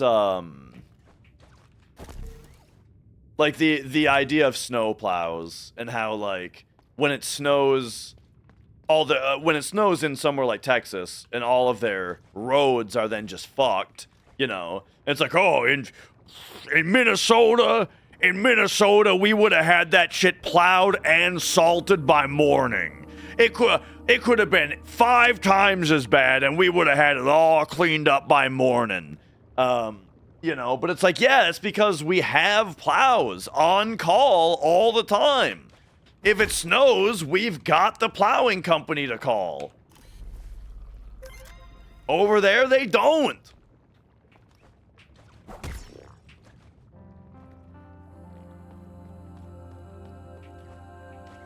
Yeah, maybe I should just make fun, though. You know. Again, that way I get to enjoy the winter at least a little bit instead of basically not at all. I'm not a winter fan. I don't like winter. Creates an explosion around when she takes a hit. Oh, nice. I guess Mio's a lady also. I feel like that's the first time that the game has referred to Mio like in the third person like that. Whoa!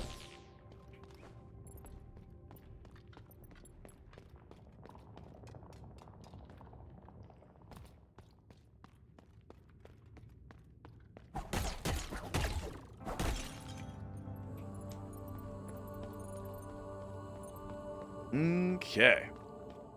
So I gotta try to not take a hit. Or oh yeah, I'm way off in the territory of no map. I gotta try to not take a hit, or I could go back to the last healing point I found, but I feel like that's too far back now. The cryptic curio? Ancient artifacts supposedly used by travelers in their everyday life.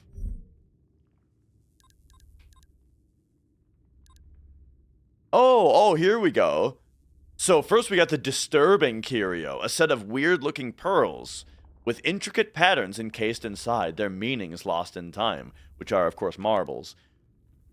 A solid material encased in a thin plastic layer, displaying many cryptic texts. Not sure exactly if that's like a candy bar or like a booster pack.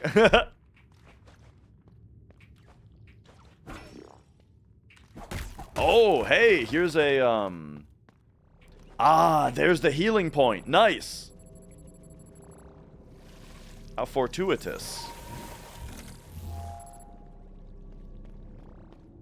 Pouring hot water on their windshield? Yeah, that's a bad idea.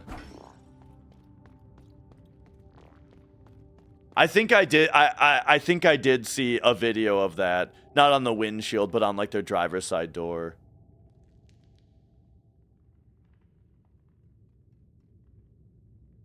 Remember, you got about a foot of snow in Atlanta in '93. It was wild. Yeah. Sometimes there are times where snow really fucks us up in Minnesota, which is when it snows in like June. Sometimes it happens. I think the last time it happened was like 10 years ago. More than that. It was like 13 years ago. I feel like it was when Mrs. Dash and I lived in Minneapolis.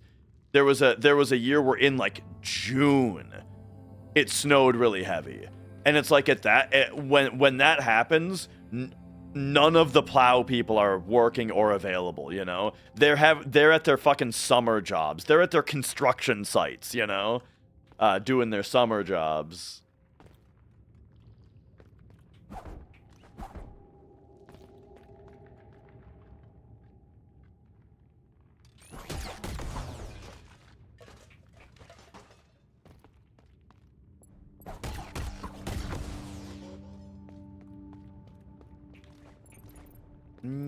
Okay.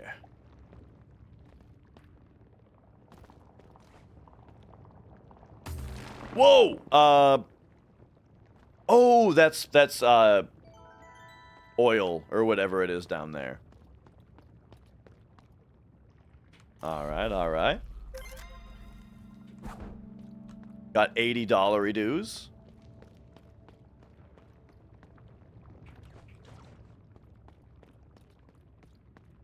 You like the snow when it's warm outside. Isn't that kind of like what Colorado is like all the time?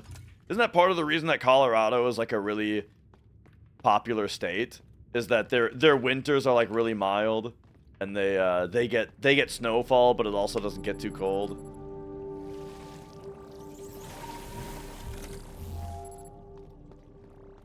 And Oregon, upper parts of California. Yeah, gotcha.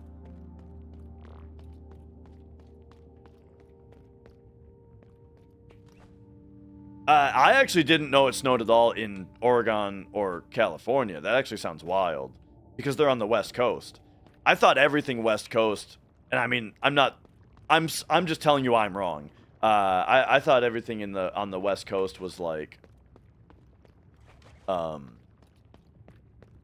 California, it's like summertime all the time, and then in the upper, the Pacific Northwest, it's like 55 degrees all the time.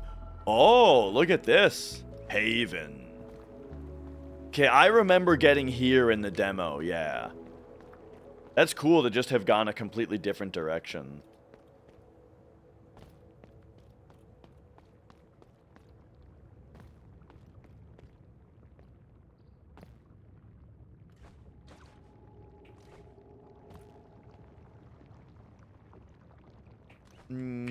Okay. Just this way I didn't go already. Oh, nice.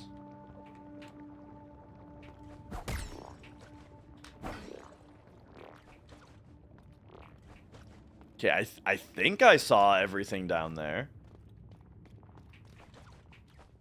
I don't remember there being any issues.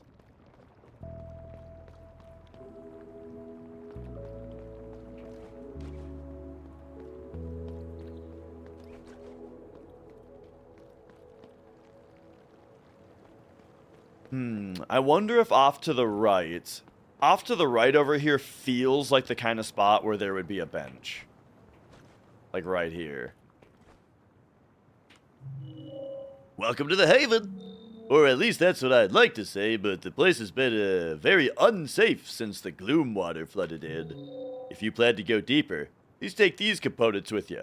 Might as well help with some repairs while you're here. Another one of those, alright. Okay, no, there is not a bench, just a healing station. Okay.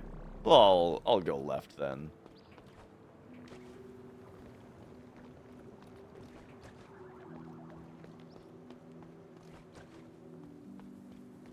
Yeah, the benches are few and far between. We did, however, unlock a... This looks like a bounce pad. Oh, yeah.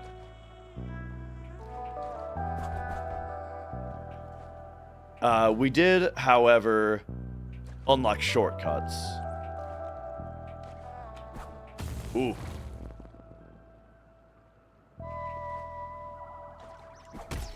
Maybe do that? Yeah, there we go. Wait, this is just the regular spot.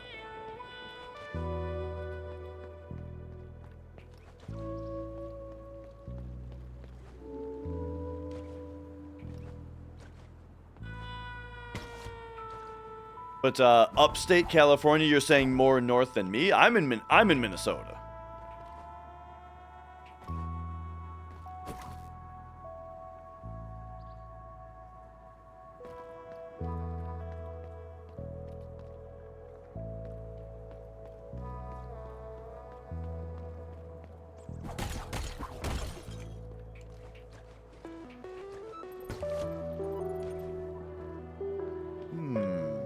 Okay. Right now, we're just in taking the new area mode, you know?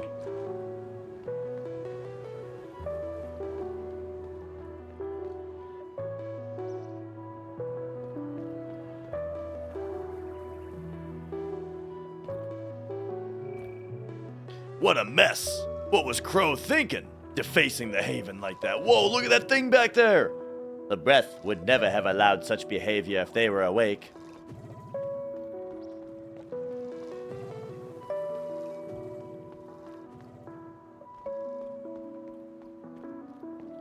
Nice. Yeah, this place looks slick.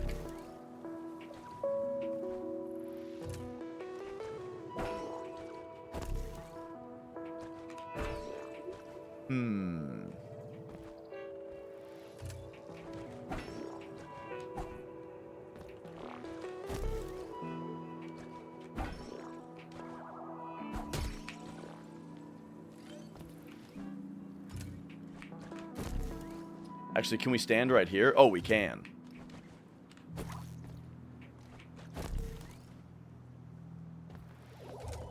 Oh, well, look at this. Another big thing that we can climb up. All right, the letter from Tomo. Samsk, good news. The decay is not communicable. I'm fairly certain of this. After having spent so much time among the farming units of the Haven, I dare say that if they were contagious, I wouldn't be able to write these words by now.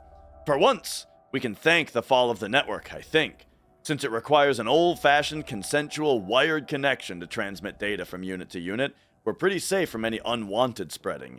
Even contact should be safe as long as you keep your ports closed. And no, before you ask, I'm not reckless enough to try that. Unfortunately, that's all I can learn from the farmlings. They're too simplistic in design to teach me anything relevant. It comes from their task, I suppose, keeping the travelers fed, not something to be distracted from by some form of sentience. I don't blame them, but it sure doesn't help my progress. Tomo.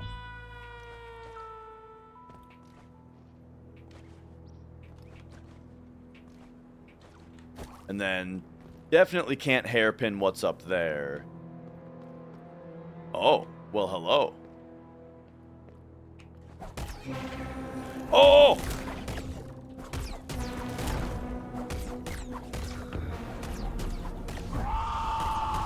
I seem to have made a mistake. Oh, boy.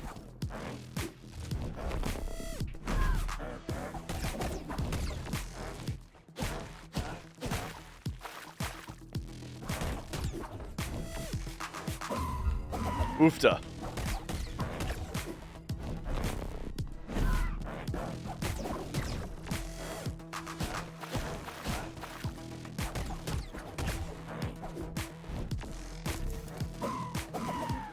So we hairpin him when he does that to get behind him. Oh, I didn't see that move coming. All right. So we are very far away from where I died. However, we did unlock those shortcuts, so it should be pretty easy to get back to the Haven.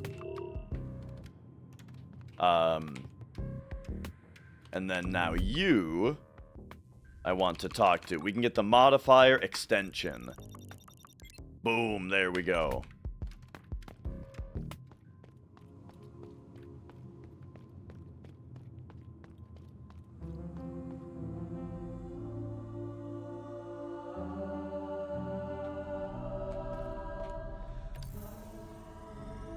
Okay, okay.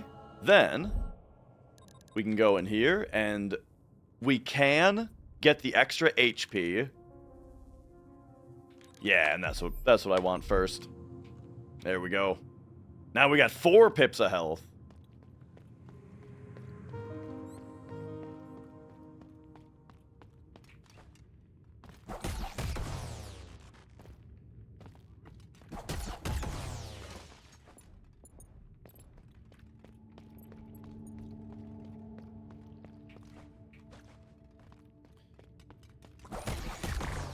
Woo!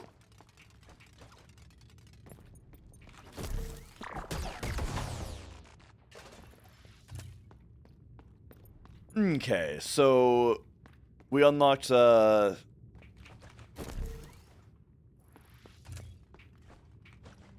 these shortcuts here that I think are gonna let us just run straight, right? Yeah, yeah, yeah.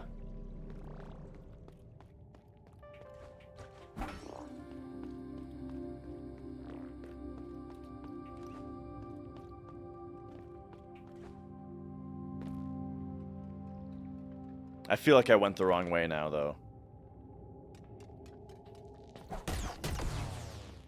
Or that I never went this way before. I don't remember that guy being down here.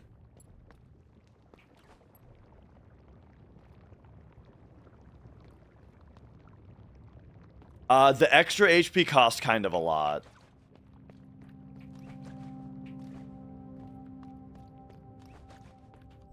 But here, to answer, yeah, the extra HP costs 20.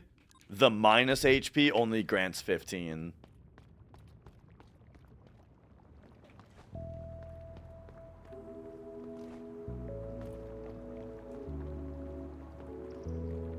Alright, so we're up here.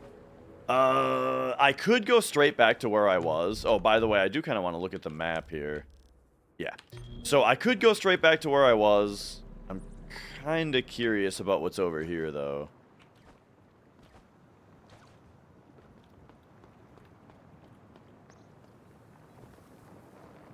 Oh, alright.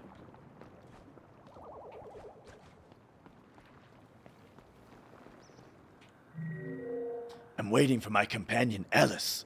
She went to the other side of that Gloomwater Lake, but she hasn't come back yet. The night never goes away over there. The plants have grown all wrong. I heard that they even eat our cores. She must be so scared. I wish I could fly like her, so she wouldn't be alone.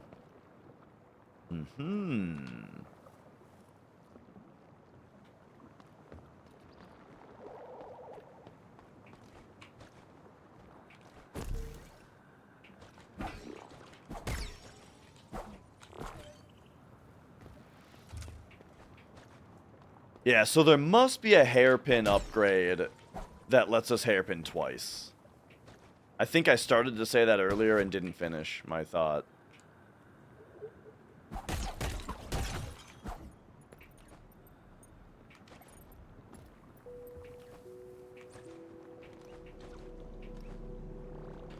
So if we look at the map,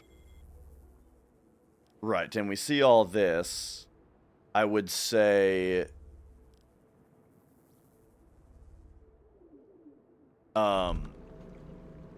Haven, East, main room, need double hairpin, or need flight/glide kind of thing, something like that.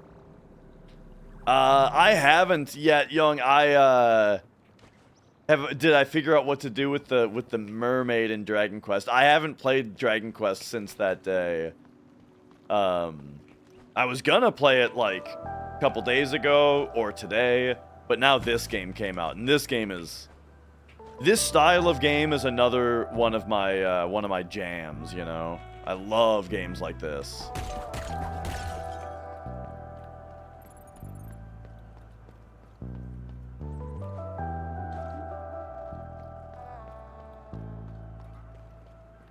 Okay, so I think we're...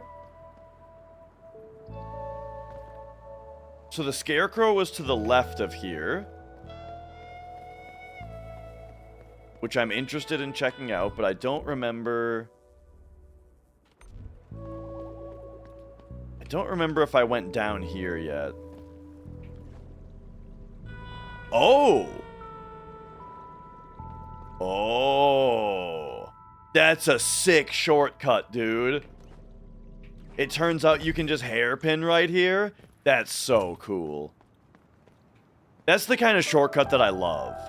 Where it's just here. You just wouldn't expect it because you can't really see it. You don't really expect that there's a way to go up here. But if you hairpin upward, there it is. Okay, that's a big shortcut for the crow fight.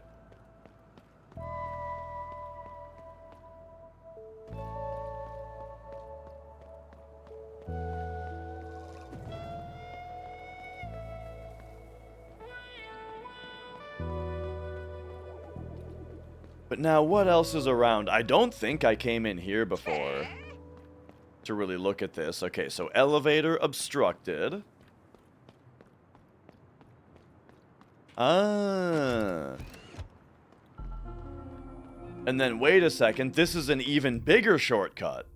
Oh, yeah, dude. Oh no, that's the biggest shortcut of all. Now we just open that door. Okay, perfect. That's the breath symbol. See, I'm practicing, I'm remembering. Because the shape of it, it's like, ah. You know what I mean? You know what I'm saying. Alright, climb me here. Get me in here. Oh, now I don't even have the chance to not fight him. Oh, okay.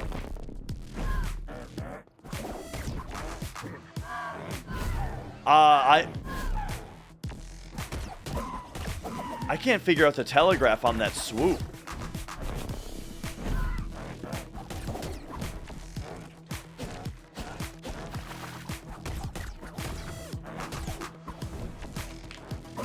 Okay. I gotta hairpin him when he does that.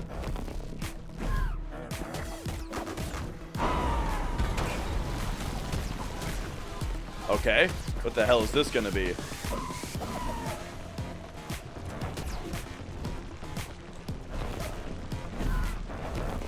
Oh, now, okay, now he's triple down. One, okay, just one on that one, I guess.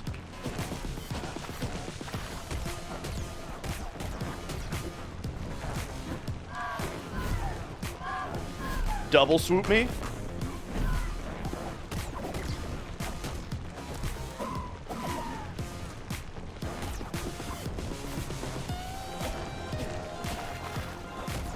Yeah! 2 tries, baby. I do have 2 extra health pips, though.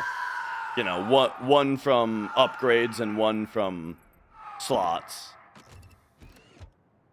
Woo! That fun fight. Yeah.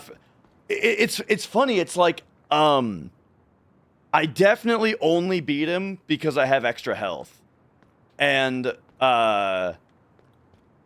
the boss was really fun. So I would have been perfectly happy to give a few more attempts on it. I almost feel bad that he's dead already. Alright, let's go heal.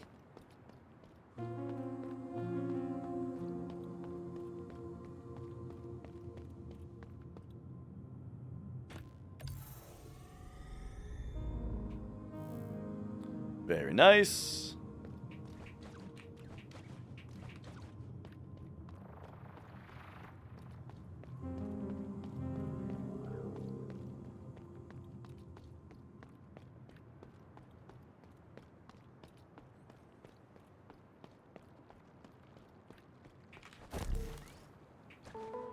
All right, so this was like,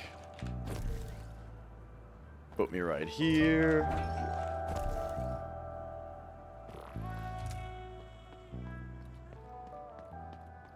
All right, where does this unlock?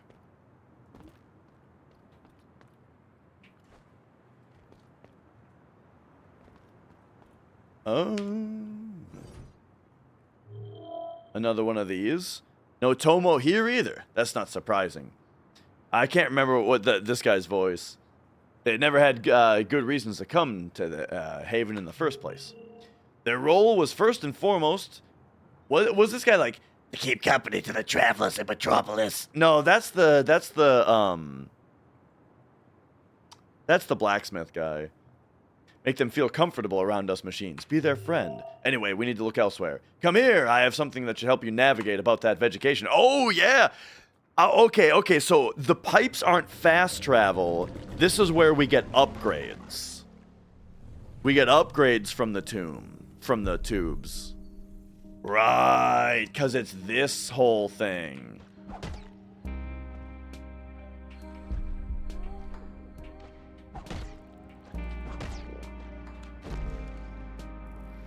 All right. This is going to be double hairpin, isn't it?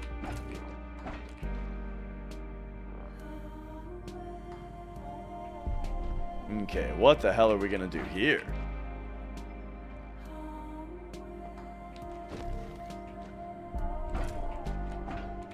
Okay, if I have to start this with hairpin... Wait, now I do have my hairpin back. Does a down... Okay, hang on. I see. They've already given me the ability. Okay, striking refills energy now.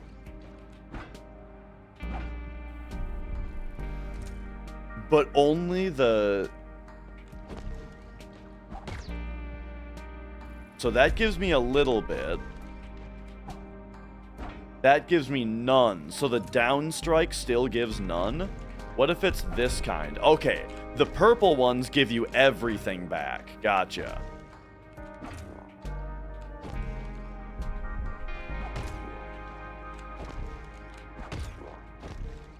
I see. Oh, and the flowers are purple, dude. Okay, so hitting the flowers is gonna refill our hairpin now.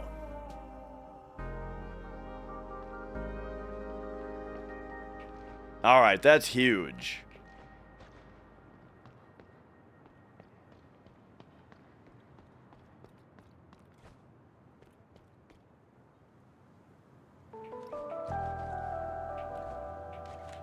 Okay, so right away, we're going to be able to go like this, hit this, and then go like that. Yeah!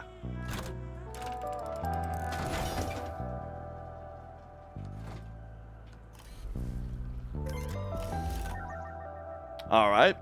A modifier. Damage inflicted on enemies increases for each layer of protection that we've already lost. Oh, okay. The old, red tearstone ring.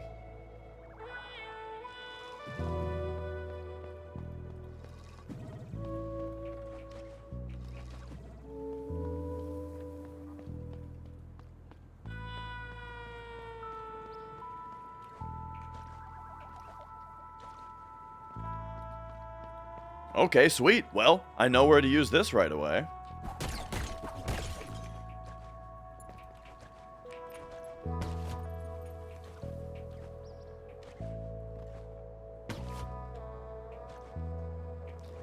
But on the way, I do have to kind of be on the lookout for anything that I missed before.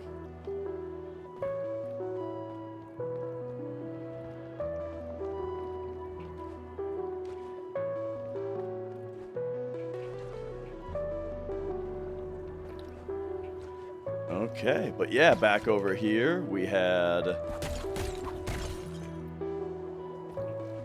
the spot where I was saying I need like double hairpin. But yeah, I like this mechanic more where it's not double, it's just... There we go, you refill it. Woo!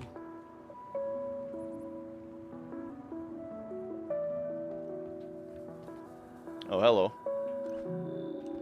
Yeah, I loved Axiom Verge. I played it all the way through right when it came out and 100%ed it. And then when I got a Steam Deck, like a couple of years ago, year and a half ago or so, that was one of the first games I replayed, on that and really, really enjoyed it again. Okay, so now we can get rid of this. And then right of main, we'll put that there as well. Okay.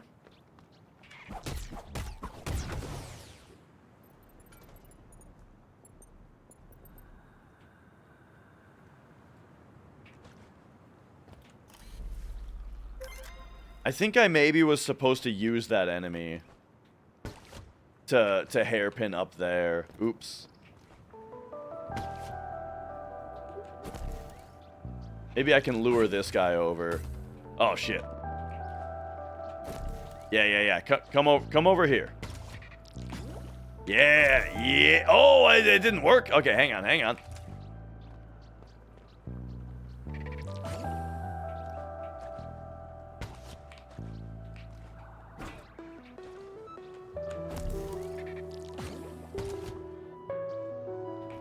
All right, you float on over there.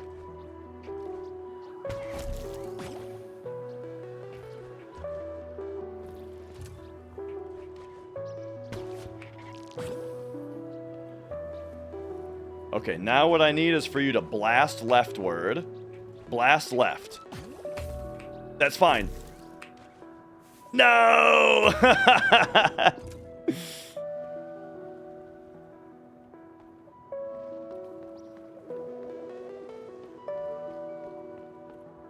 I don't think that's working.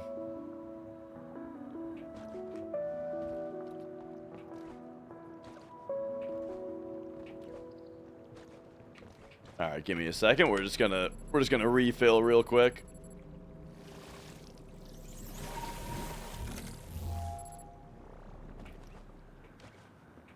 Okay. But yeah, Axiom Verge, great gameplay. Loved the boss fights. Really good soundtrack too. I really liked the soundtrack of that one. And it was crazy that that one was all like one dude. Like a lot of the time when you have like a one developer game, they at least outsource the music to somebody else. But in the case of Axiom Verge and like Undertale, even the music was done by the one guy. I'm dumb. Hang on. I'm too stupid to continue here. Cave Story, the one dude did the music also. I remember the main theme of Cave Story being top tier. Like,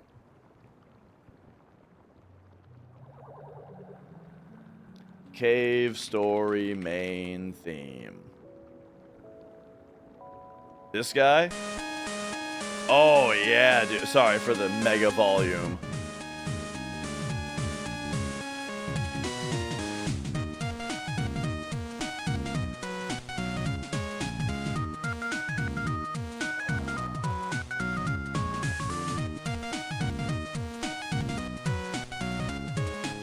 Oh, dude.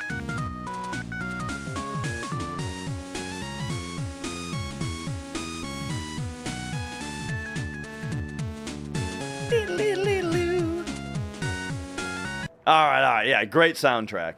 Or at least that song is really good. I don't really remember any other song in the game from when I played it, but I remember that main theme was so good. Been a long time since I played Cave Story. Whoops.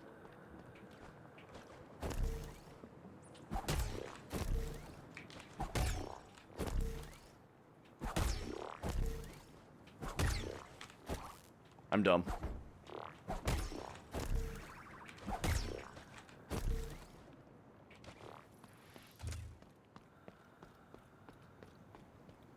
Okay. And the YouTube light mode, it's not that much brighter than this game. Oh, well, would you look at that? Or, oh, no, that's not a shortcut. This is just where we're going now.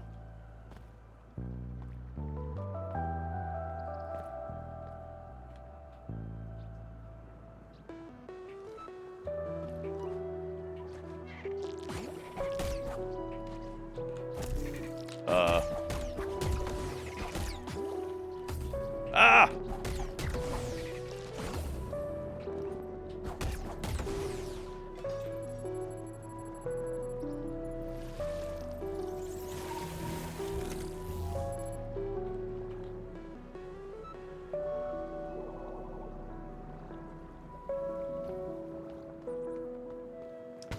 Whoa! I need the lights? I mean, so in order for the stream to look halfway decent, like, this is what I always say. As far as me using light mode on everything, is that I have these two giant lights on me at all times.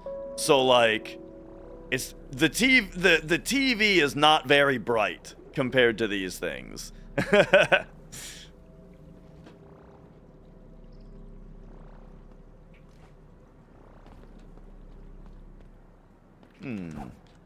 Wonder how we get. Oh. Okay.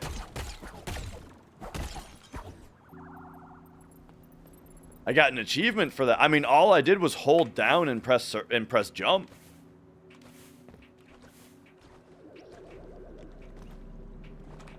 Oh. There's a down jump, it turns out. And you can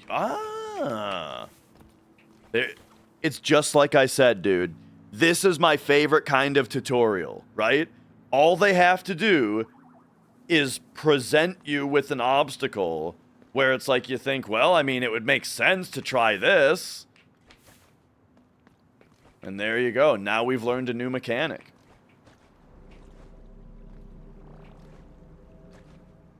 Now, unfortunately, oh no, there's a bounce pad there. I was gonna say I don't know how to get up here anymore with all the enemies gone. Oh, hello. Okay, it's one of these. No problem. Got him.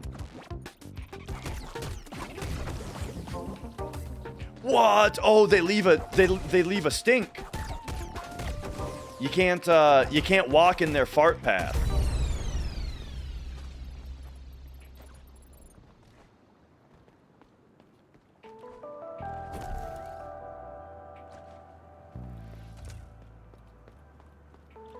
All right, there was a little healing puddle right back here.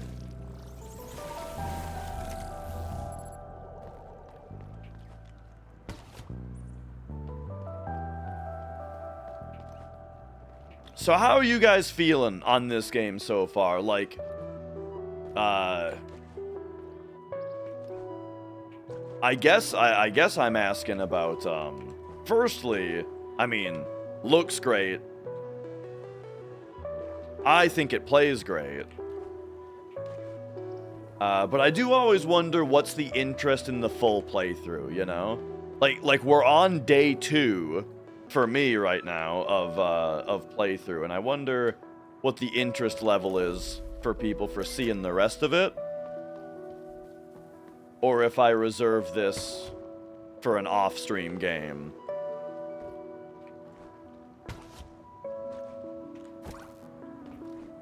Oh yeah, Hightail. That's that one's been all the rage lately. So, I mean, I'm not I guess I'm kind of asking you to type me an essay if I ask this. But I am curious, right? And you know exactly what the question is going to be. The question is, what the hell is the difference between Hightail and Minecraft? Because I've seen a little bit of Hightail, and it looks so much like Minecraft that I'm like, seen it.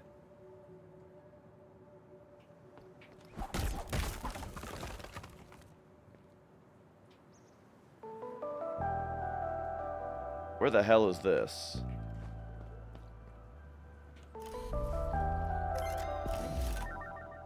Hey, I like that. Except, where am I right now? Oh, okay. Force field. It's more like RPG progression focused. Okay, I like the sound of that, I'll tell you.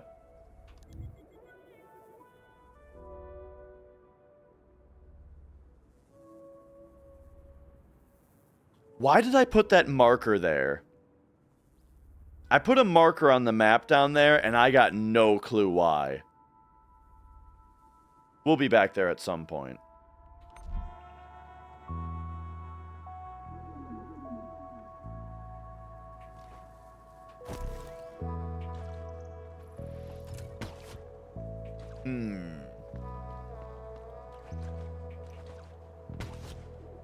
I'm getting a little lost as far as, like, my ability to mentally keep track of where I've been is becoming overloaded.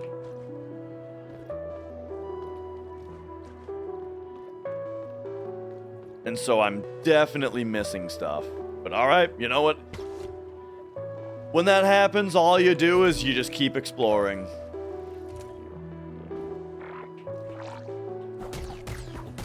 Just go wherever the wind takes you.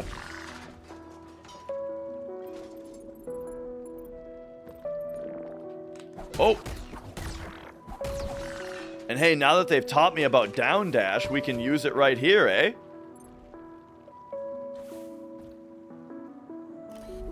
Alright, yo! KB. Okay, increases the number of modifier slots, but enemies drop fewer. Oh, okay, so this gives us 5 mod slots back, but enemies will start dropping less money.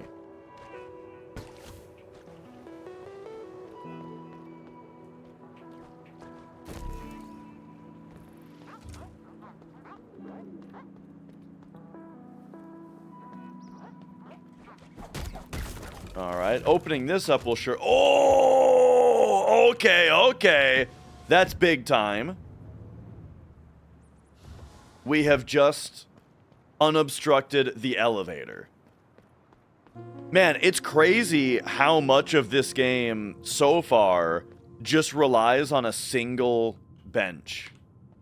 Like, I've been playing this game for probably 6 hours now or so, and we have 2 benches because everything just keeps looping back to the same bench. I like that.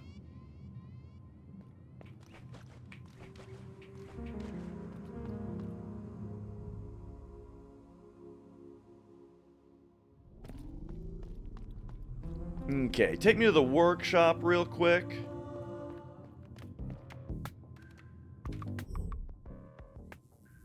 And we'll say, what do I really want here? We've got 3 components. Do I have any...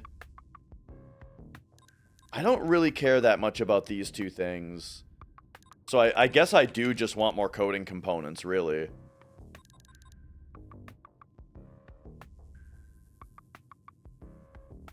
Or I do like the more money when enemies die, but it's not that important. It costs 10 slots. How many slots do I have available? 5. So yeah, I don't need to buy something that I can't even equip. And then what else don't I have equipped? Make an explosion. Increase damage for how much health we're missing. And then that one that I just picked up. Okay, yo, Minin. I'm gonna run to the bathroom real quick. And I'll be right back.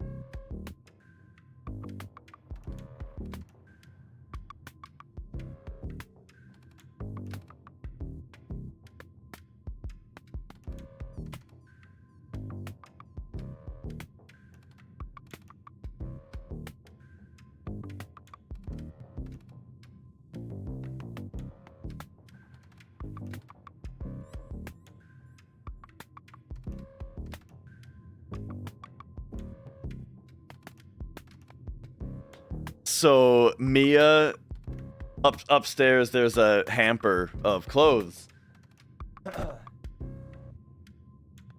It's like a soft hamper, you know, like it's firm enough to stand on its own and maintain its shape, but it's not like plastic, you know. It's like you know, some kind of more formable material.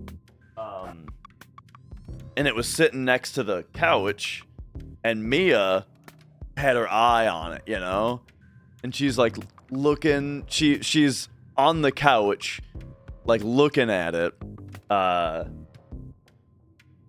So before I came down, you know, we observed her for a minute as she pawed at it, kind of got toward the end of the edge of the couch, pawing at it just like a foot or so away from the edge of the couch until eventually she jumped right into it. So now Mia is in a hamper up there, a standing hamper. She's in it.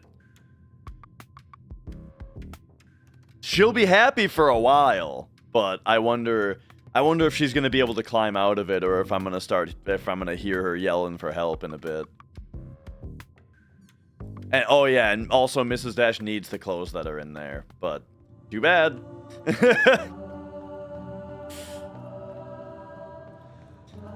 All right, and yeah, Minin, how's it going? How was Kingdom Come Deliverance 2? I've been meaning to ask you. You've been on that game for a while. Is it like you've been on that game for long enough where I feel like you must be really enjoying it? So I wanted to ask you, like I was wondering, is it are you anticipating it being over pretty soon? Like are you ready for it to be over, or are you like, nah man, keep it coming? Because a lot of the time, even if I'm really enjoying a game, a lot of the time, by the end of it, I'm kind of just ready to be like, all right, you know, let's finish this up, and then if I want more of the game, I'll just play it again. You can keep going? Nice. Glad to hear it, man. That's, Whoa! Oh, that sounds real good. This is a nice view, don't you think? It's a small taste of what the Promised Land will look like when we find it. I can't wait to see it.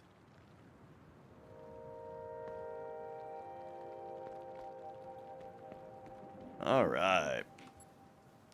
Yeah, I definitely, I heard a lot of people saying, like, hang on, that took 190. It gives us 190. Okay, I thought maybe there was a cost associated there, but no, there wasn't. What was I gonna say? Oh yeah, I heard some people saying that, like, they thought it should have won, like, best RPG at the Game Awards because, like, the role-playing element of the game is so stellar.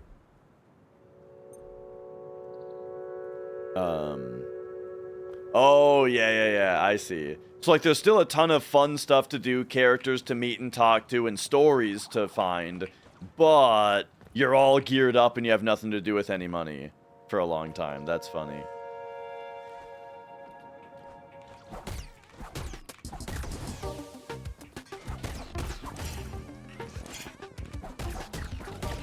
Because, yeah, I do feel that does happen with a good number of games where, like,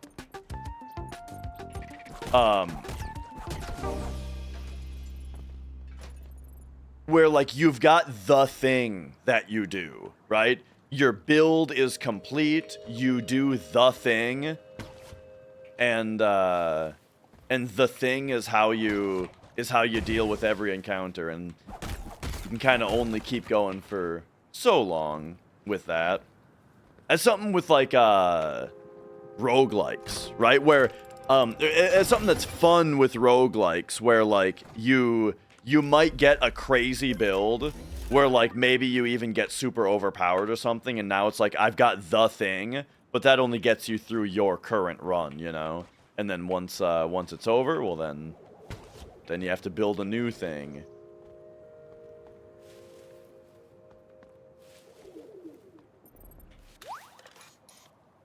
Oh, hey.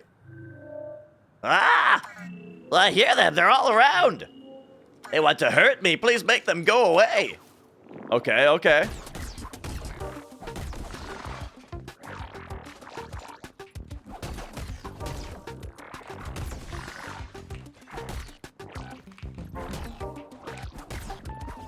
Oh.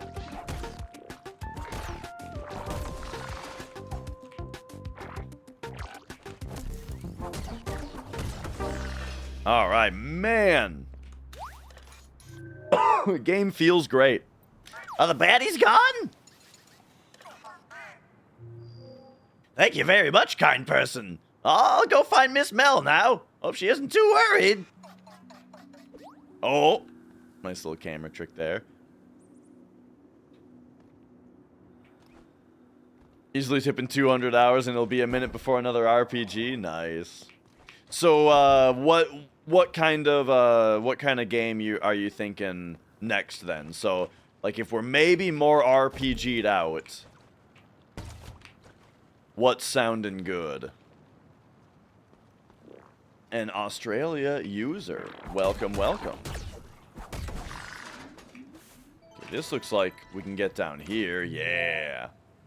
I heard the gloom water is coming from above the Breath's greenhouse. Isn't that where the library's supposed to be?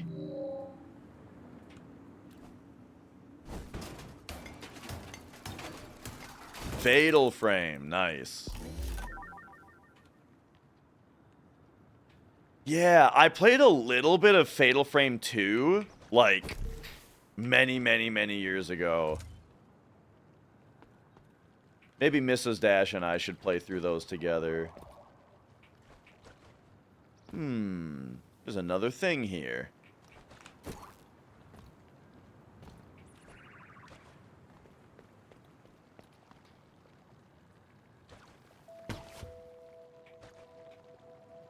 Oh! Didn't quite land back on the bounce pad there.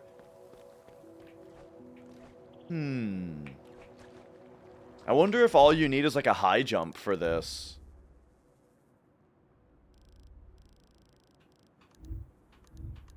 Sometimes when you go to the map, it like fills out new stuff, and sometimes it doesn't. Oh, maybe because I haven't attuned since I got to this new stuff yet. Uh-oh. Okay, there we go.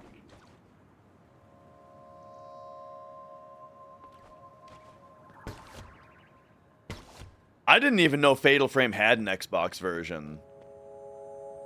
I thought that was a PS2 only game. Funny.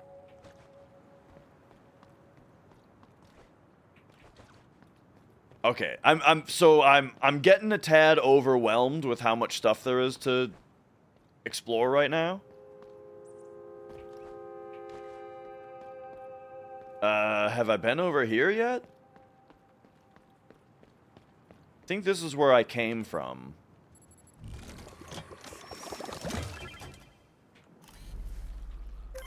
Yeah, Naker is the name of, like, the... basically souls, right?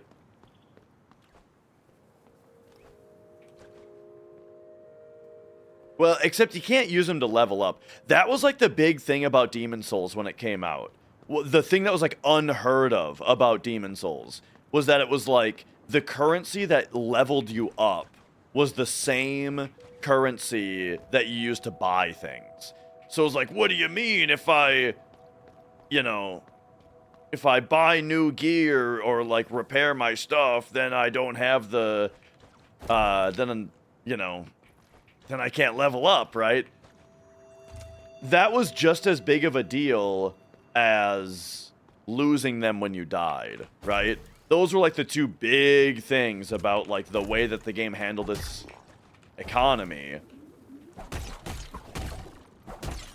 Was your money and experience are the same thing, and you lose it all when you die. Of course, you can get it back, but, with the genius bloodstain system. But yeah.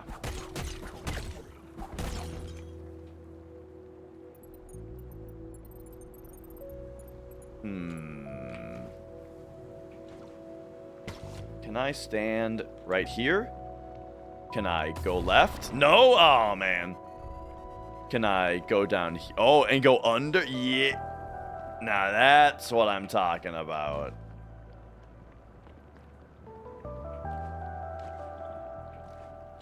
Hello. Flash memory. Bits of data recovered on a dead unit despite its complete shutdown. Warning, hostile presence detected. Number of units 1, danger level not worthy of attention. Can be ignored safely. Found you, thief. You think you could block me off? Mel taught me everything. You don't have a chance. Now give me back my hat. Where is it? What did you do with my precious hat? Oh, shit. I don't know how to scroll this. Okay, scroll wheel works.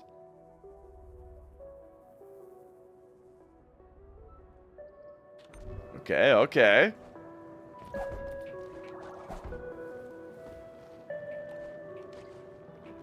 Kind of a funny thing to be hidden back here.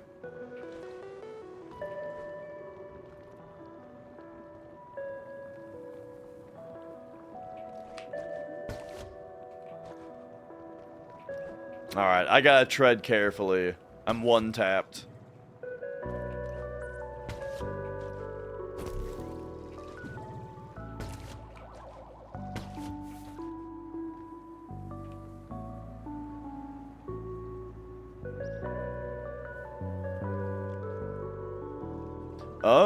Okay, okay. We got some Crash Bandicoot shit going on up there.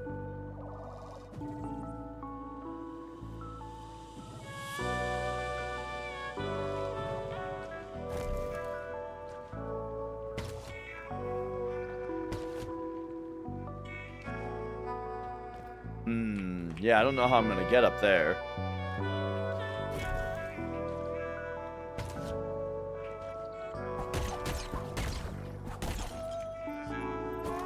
Oops.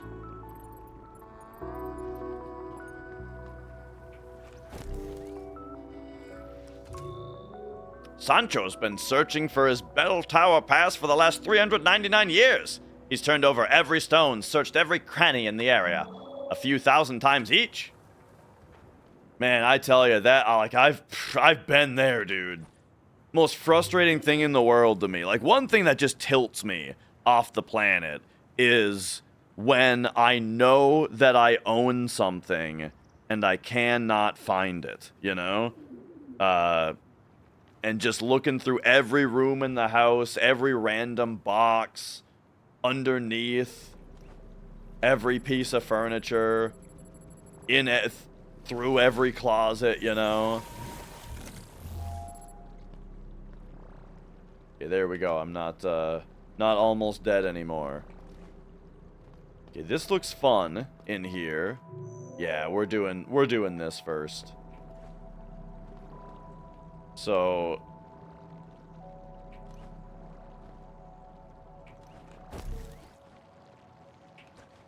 okay, okay, I see it. We got to hit this. Now we can do that.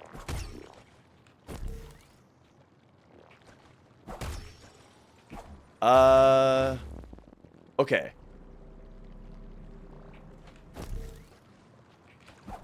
Hit that.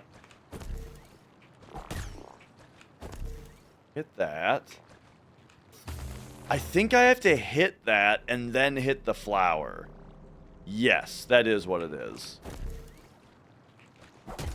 So hit the flower, pop up here, hit that flower, over here, hit this, hairpin that. Ah!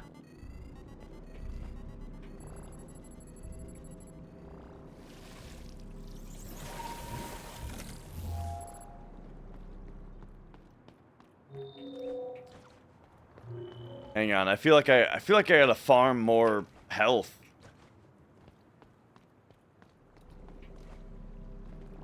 Isn't there a mod that makes these things free? I don't think I have it already.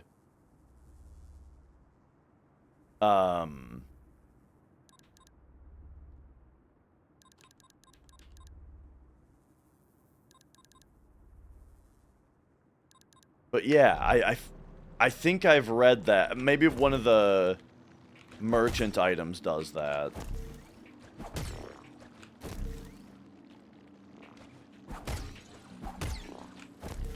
There we go. Oh no, I shouldn't have jumped.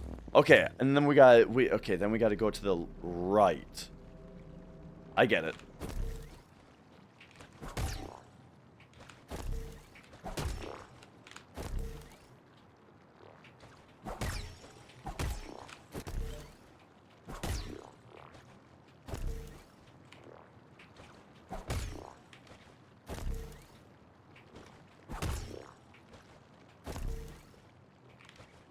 Oh, there. Oh. Nice. Okay, we've landed. Woo! Oh my god, are you fucking serious?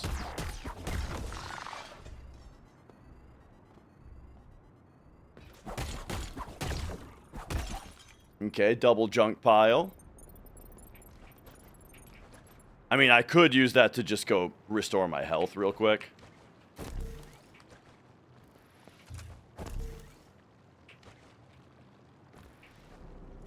Boom. There we go, full health. Alright.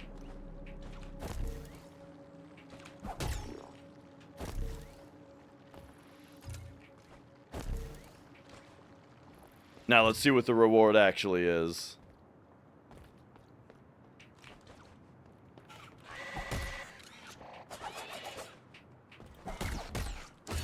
Okay. Yep. Oofta. Okay, okay.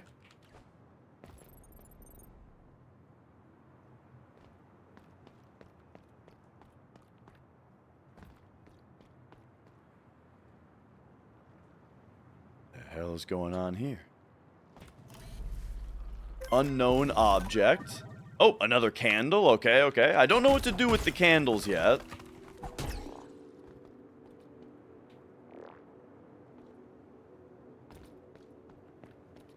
But we've got a few of those. And what is this? Just the... Ah, shit. Where am I?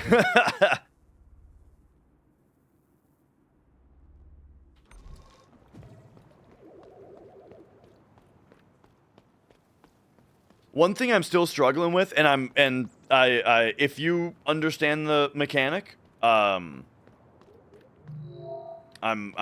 not looking for a hint. I'm just speaking out loud. That yeah, one thing I'm still struggling to understand is when my map tells me where I am and when it doesn't. Wait a second, this is a new area too. Okay, hang on. I found a bunch of stuff here. But yeah, like sometimes when I open my map, it tells me, it like fills out the map and tells me exactly where I am. But like right now, we got nothing. Okay, first of all, how's the elevator doing? Oh. Okay. Have I seen this elevator before?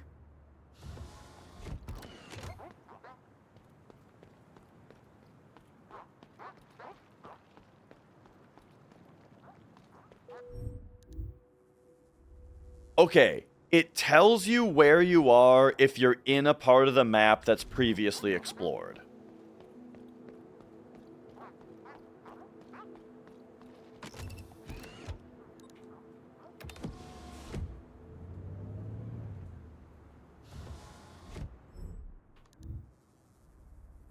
Yeah. But like now if I go up here...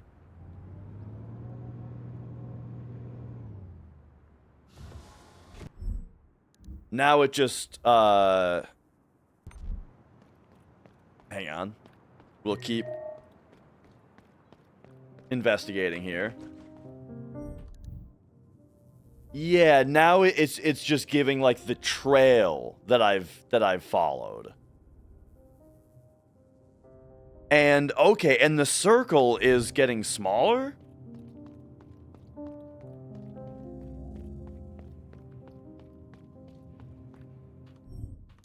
So now, yeah, okay. So it told me the trail that I left the explored area, but it's not telling me where I am anymore. Gotcha. So yeah. It gives you like the trail off. I see. That's pretty interesting. And then I need to attune again to actually get the map to update, I think is the case. Broken Shard. Go, my dear. Oh, here's the voice acting. Okay. Save the heart.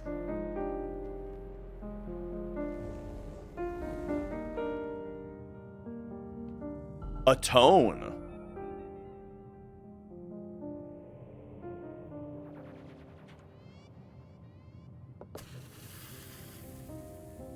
Oh.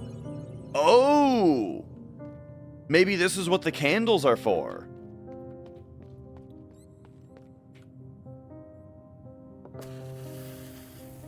Okay. I mean, we'll just use our candles here and see what they do. Hey, this was from the trailer. I need you. At the top. Meet me. Time is running out.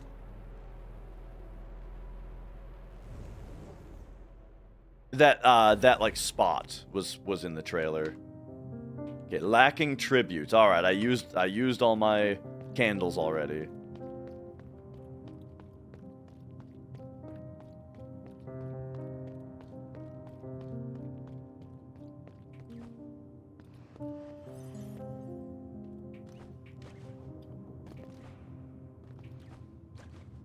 Okay.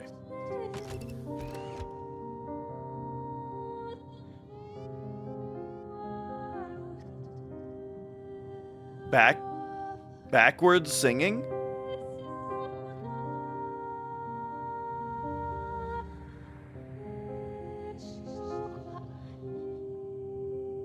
It sounds like it's backwards.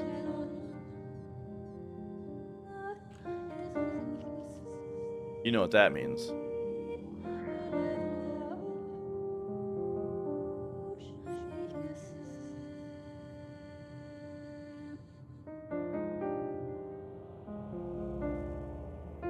We need to wait for the vocals to come back in.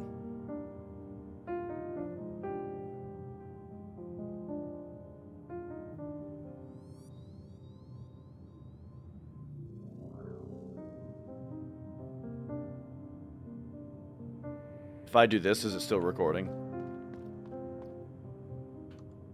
Yeah.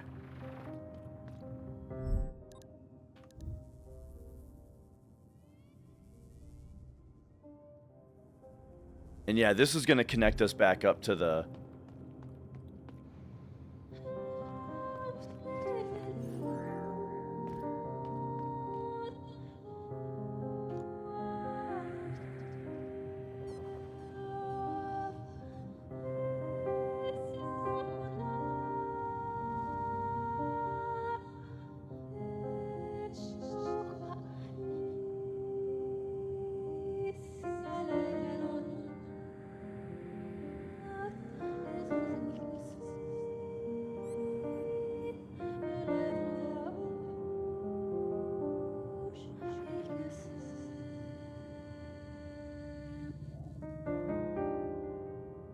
Okay, okay.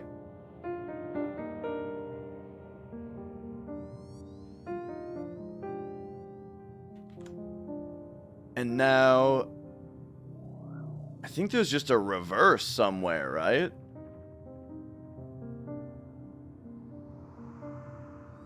It might not even be an effect. But it probably is. Yeah, reverse.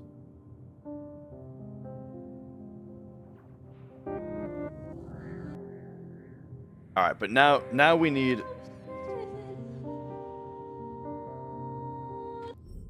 There we go. Now we need the game audio off.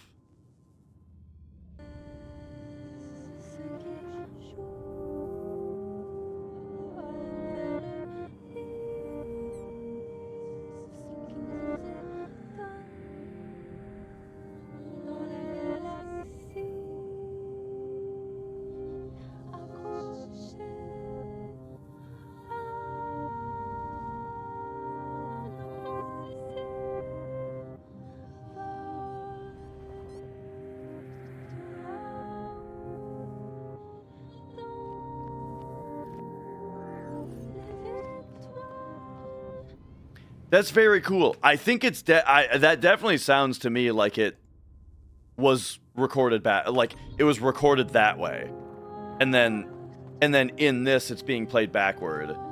But yeah, it doesn't sound like it's in English, or it doesn't sound like anything English that I can make out though. Love that kind of stuff though, just in general.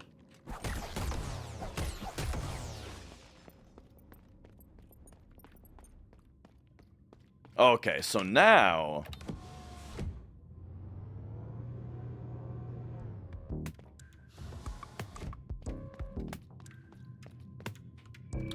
first, actually, let me talk to you. Oh, yeah! Well, I don't know where the little slacker was burrowed, but at least he didn't come back empty-handed. I've added its findings to my wares. But one thing's for sure, slack time's over. All right, we got new stuff again to check. Whoa! That's a fast, okay. Convert some droplets by enemies into crystallized. Oh, that's a cool charm. Like, some of the nacre that you get is just automatically crystallized. Let's see. Energy recharges quicker when on the ground. Oh, okay, gotcha. That doesn't seem that good, except unless energy starts doing more stuff later. Getting hit by an enemy regenerates an energy shard? I don't even know what energy shards are. Energy recharge. Okay, yeah. Energy charges. Well.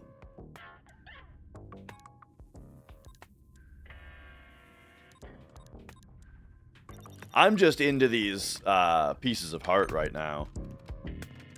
It'd be nice to have a bit more money.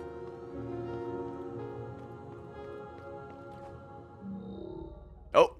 You searched within yourself, and you found the voice of the eye, restoring her to full strength. I restored the eye to full strength? She was the only presence on the vessel entirely turned outward. She searched for the promised land, our final destination. Always thoughtful and ever patient, this one. I should have seen her mark on you sooner. It's just like her, really, to send her best messenger to wake the vessel up, even after she herself is gone. Her name was Asma. Let her be remembered.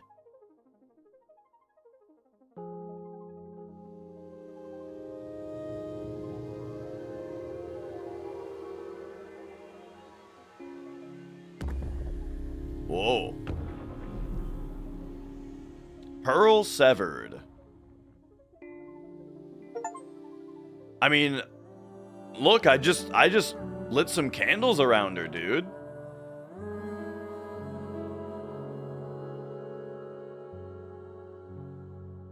Interesting. Okay.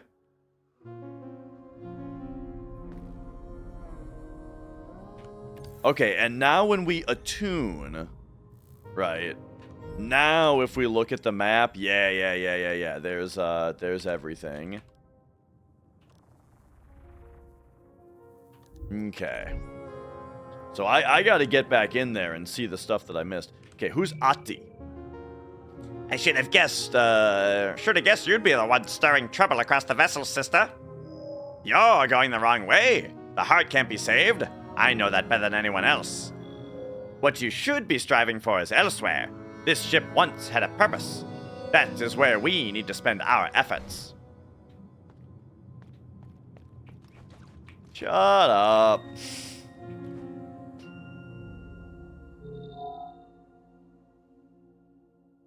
Okay, so that's neat.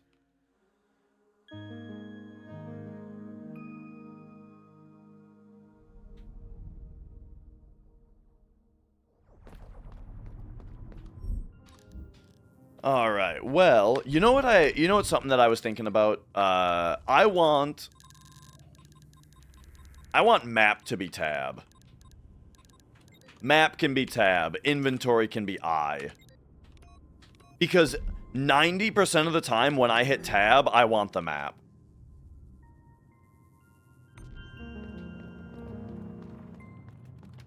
And I ain't reaching over to M for it.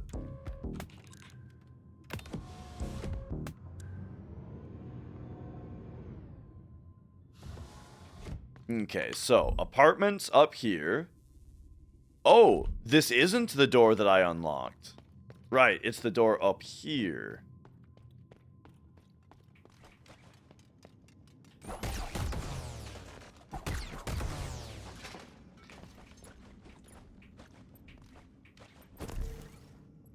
I got one damage upgrade pretty early, still waiting on the second one.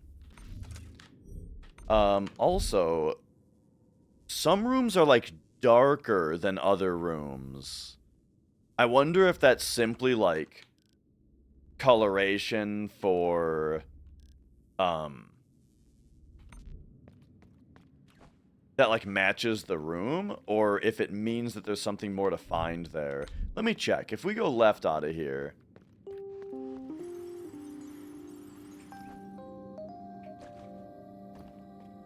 right into here.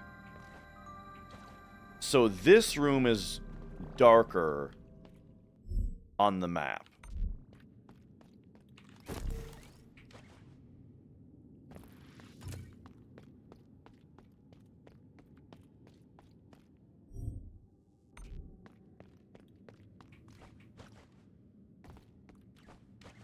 And I feel like that is probably a subtle cue, that a subtle-ish cue. What makes it subtle is just the fact that the map doesn't explicitly say, you know, bright means fully explored. But yeah, just like a cue that there's something more to find here.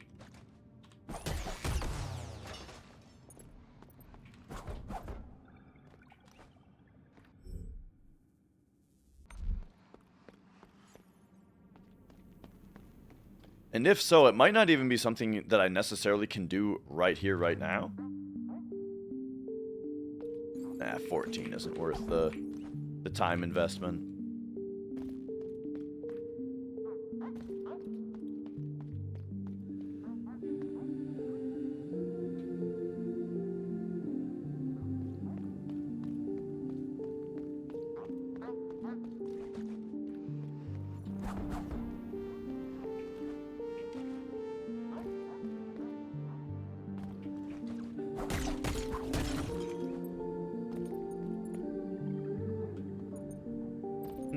Okay.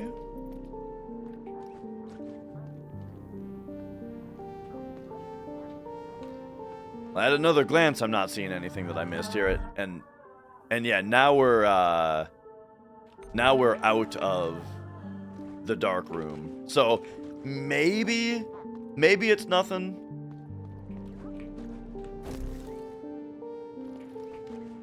Or maybe we'll just have to figure it out later. Oh, look at this. We need the ice momentum. There we go.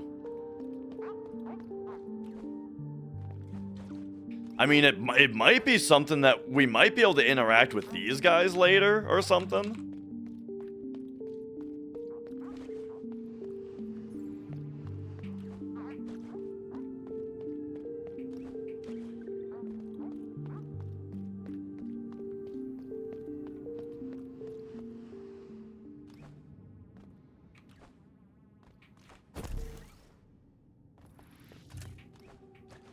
Okay.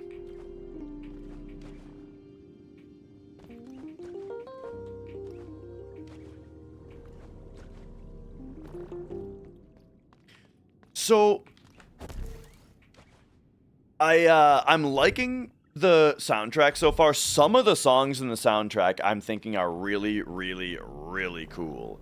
Particularly like just that one place with the backwards singing. That's really cool.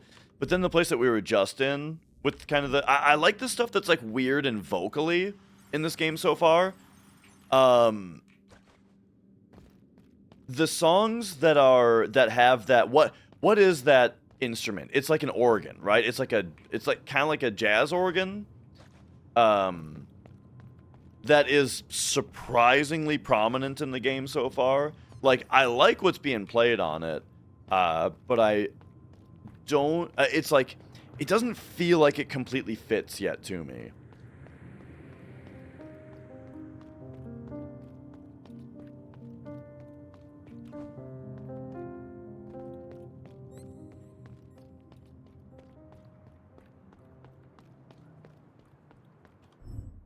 Okay. Oh, yeah, like, okay, so for example, just up and right of where I am right now, the rooms are dark. But, like, those rooms literally are dark when you're in them, you know? So it might just be that. It might just be a little bit of, like, just like a... It's the map just being a little bit more detailed.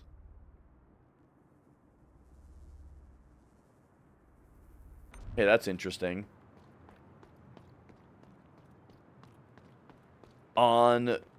So this room, the room kind of fades to dark on the left side of it on the map.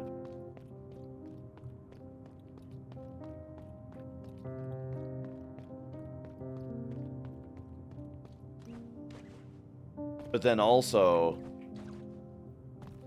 the map is showing that there's a way to go up there.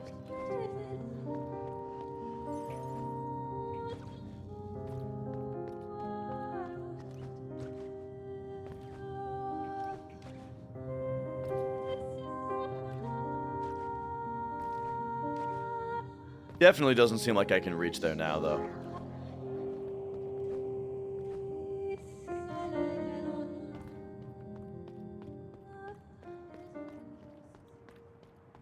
Okay, so the next thing that I want to be searching is, like, more of this area to the right here.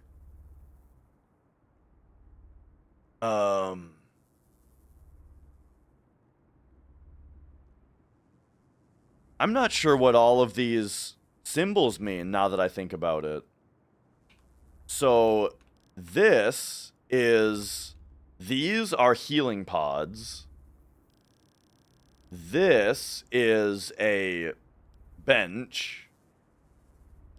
I don't know what this marker means.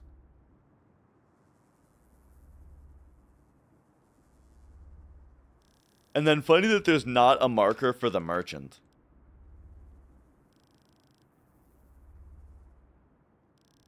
What are these? Oh, that's a crystallizer. Yeah, okay.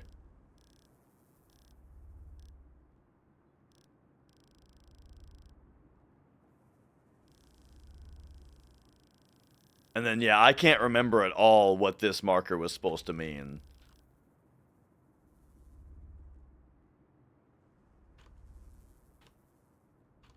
Oh, exit.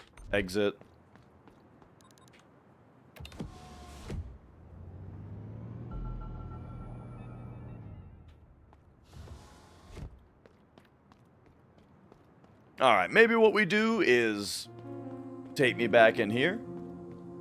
And, like, this track really fits, you know?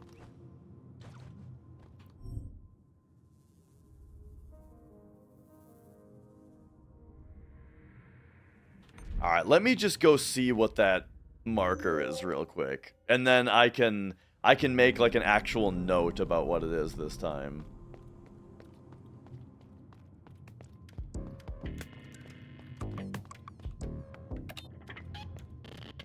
And then I could swear that there was a mod.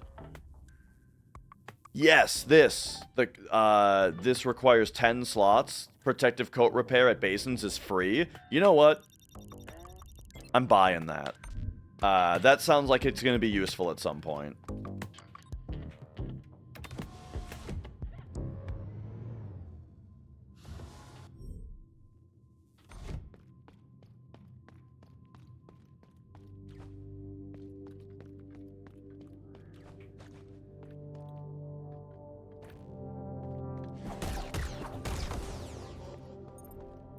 Okay, so this is kind of back to the start now. Or back to, an area I was going through way long ago. But if we drop down here and go left, down, left, we'll get to the spot where I made a marker that I no longer remember what it means.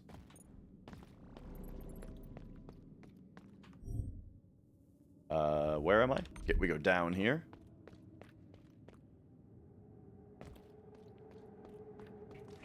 In here.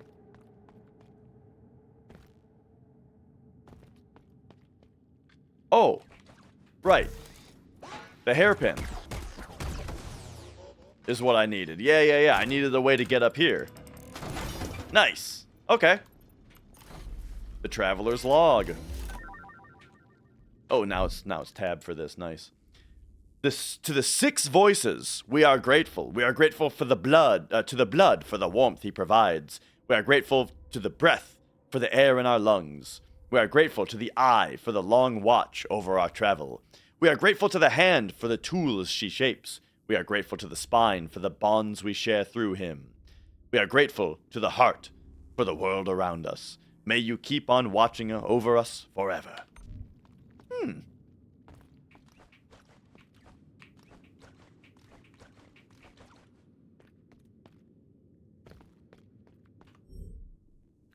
There we go. So now we can take that off.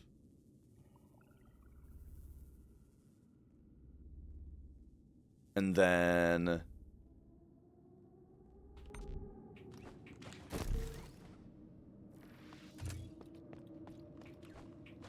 I think we're good.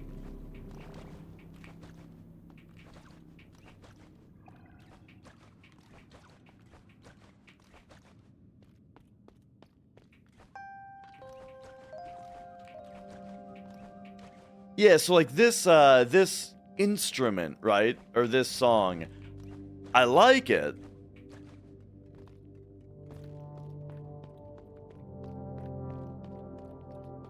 But I'm not sure how much I feel like it fits the mood. Okay. Would I consider completing another FF7 hundo before Baby Dash? Yes. So this is he's got the shell of the spine on him. Yeah. Okay, we cannot open it yet. And then what was the deal with this? Yeah, Mrs. Dash has been encouraging me to do another hundo. Here's what I'll say is next Monday, as in a week after tomorrow, I took the day off work. And so maybe the preceding Sunday, as in maybe 1 week from today, I can do another hundo. However, it's going to be a world record attempt, meaning I'm not going to do safety strats on big shoes. We'll go balls out. If I do it, we're going balls out. Or we'll do another PC hundo, because there was a lot of time lost. Like the 1432, I'd like to get sub 1430 on PC. Oh, and we could do safety strats for that.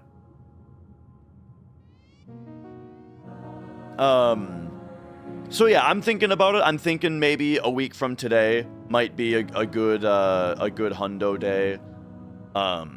Because then I have the Monday following to recuperate, you know, that I took off work. But we'll see if that happens. But all right. I'm kind of winding down stream time for today. You know, a lot happened today in the game, so I'm kind of letting it marinate in my head, you know, all the new information and stuff, but I'm very into this game right now. I'm very into this. I'm very keen on coming back to this game as soon as I can. So, yeah. I'm gonna let it rest for now though and say thanks for watching. And you know, that's about that. Probably gonna chill out, play some Yakuza 5, I'm guessing, if Mrs. Dash wants to, you know. You know, we go eat something, and then Mrs. Dash and I will probably play Yakuza 5.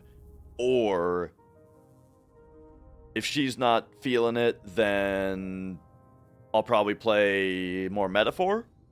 Or maybe more... I've been replaying Final Fantasy 1 on NES also, which has been pretty fun.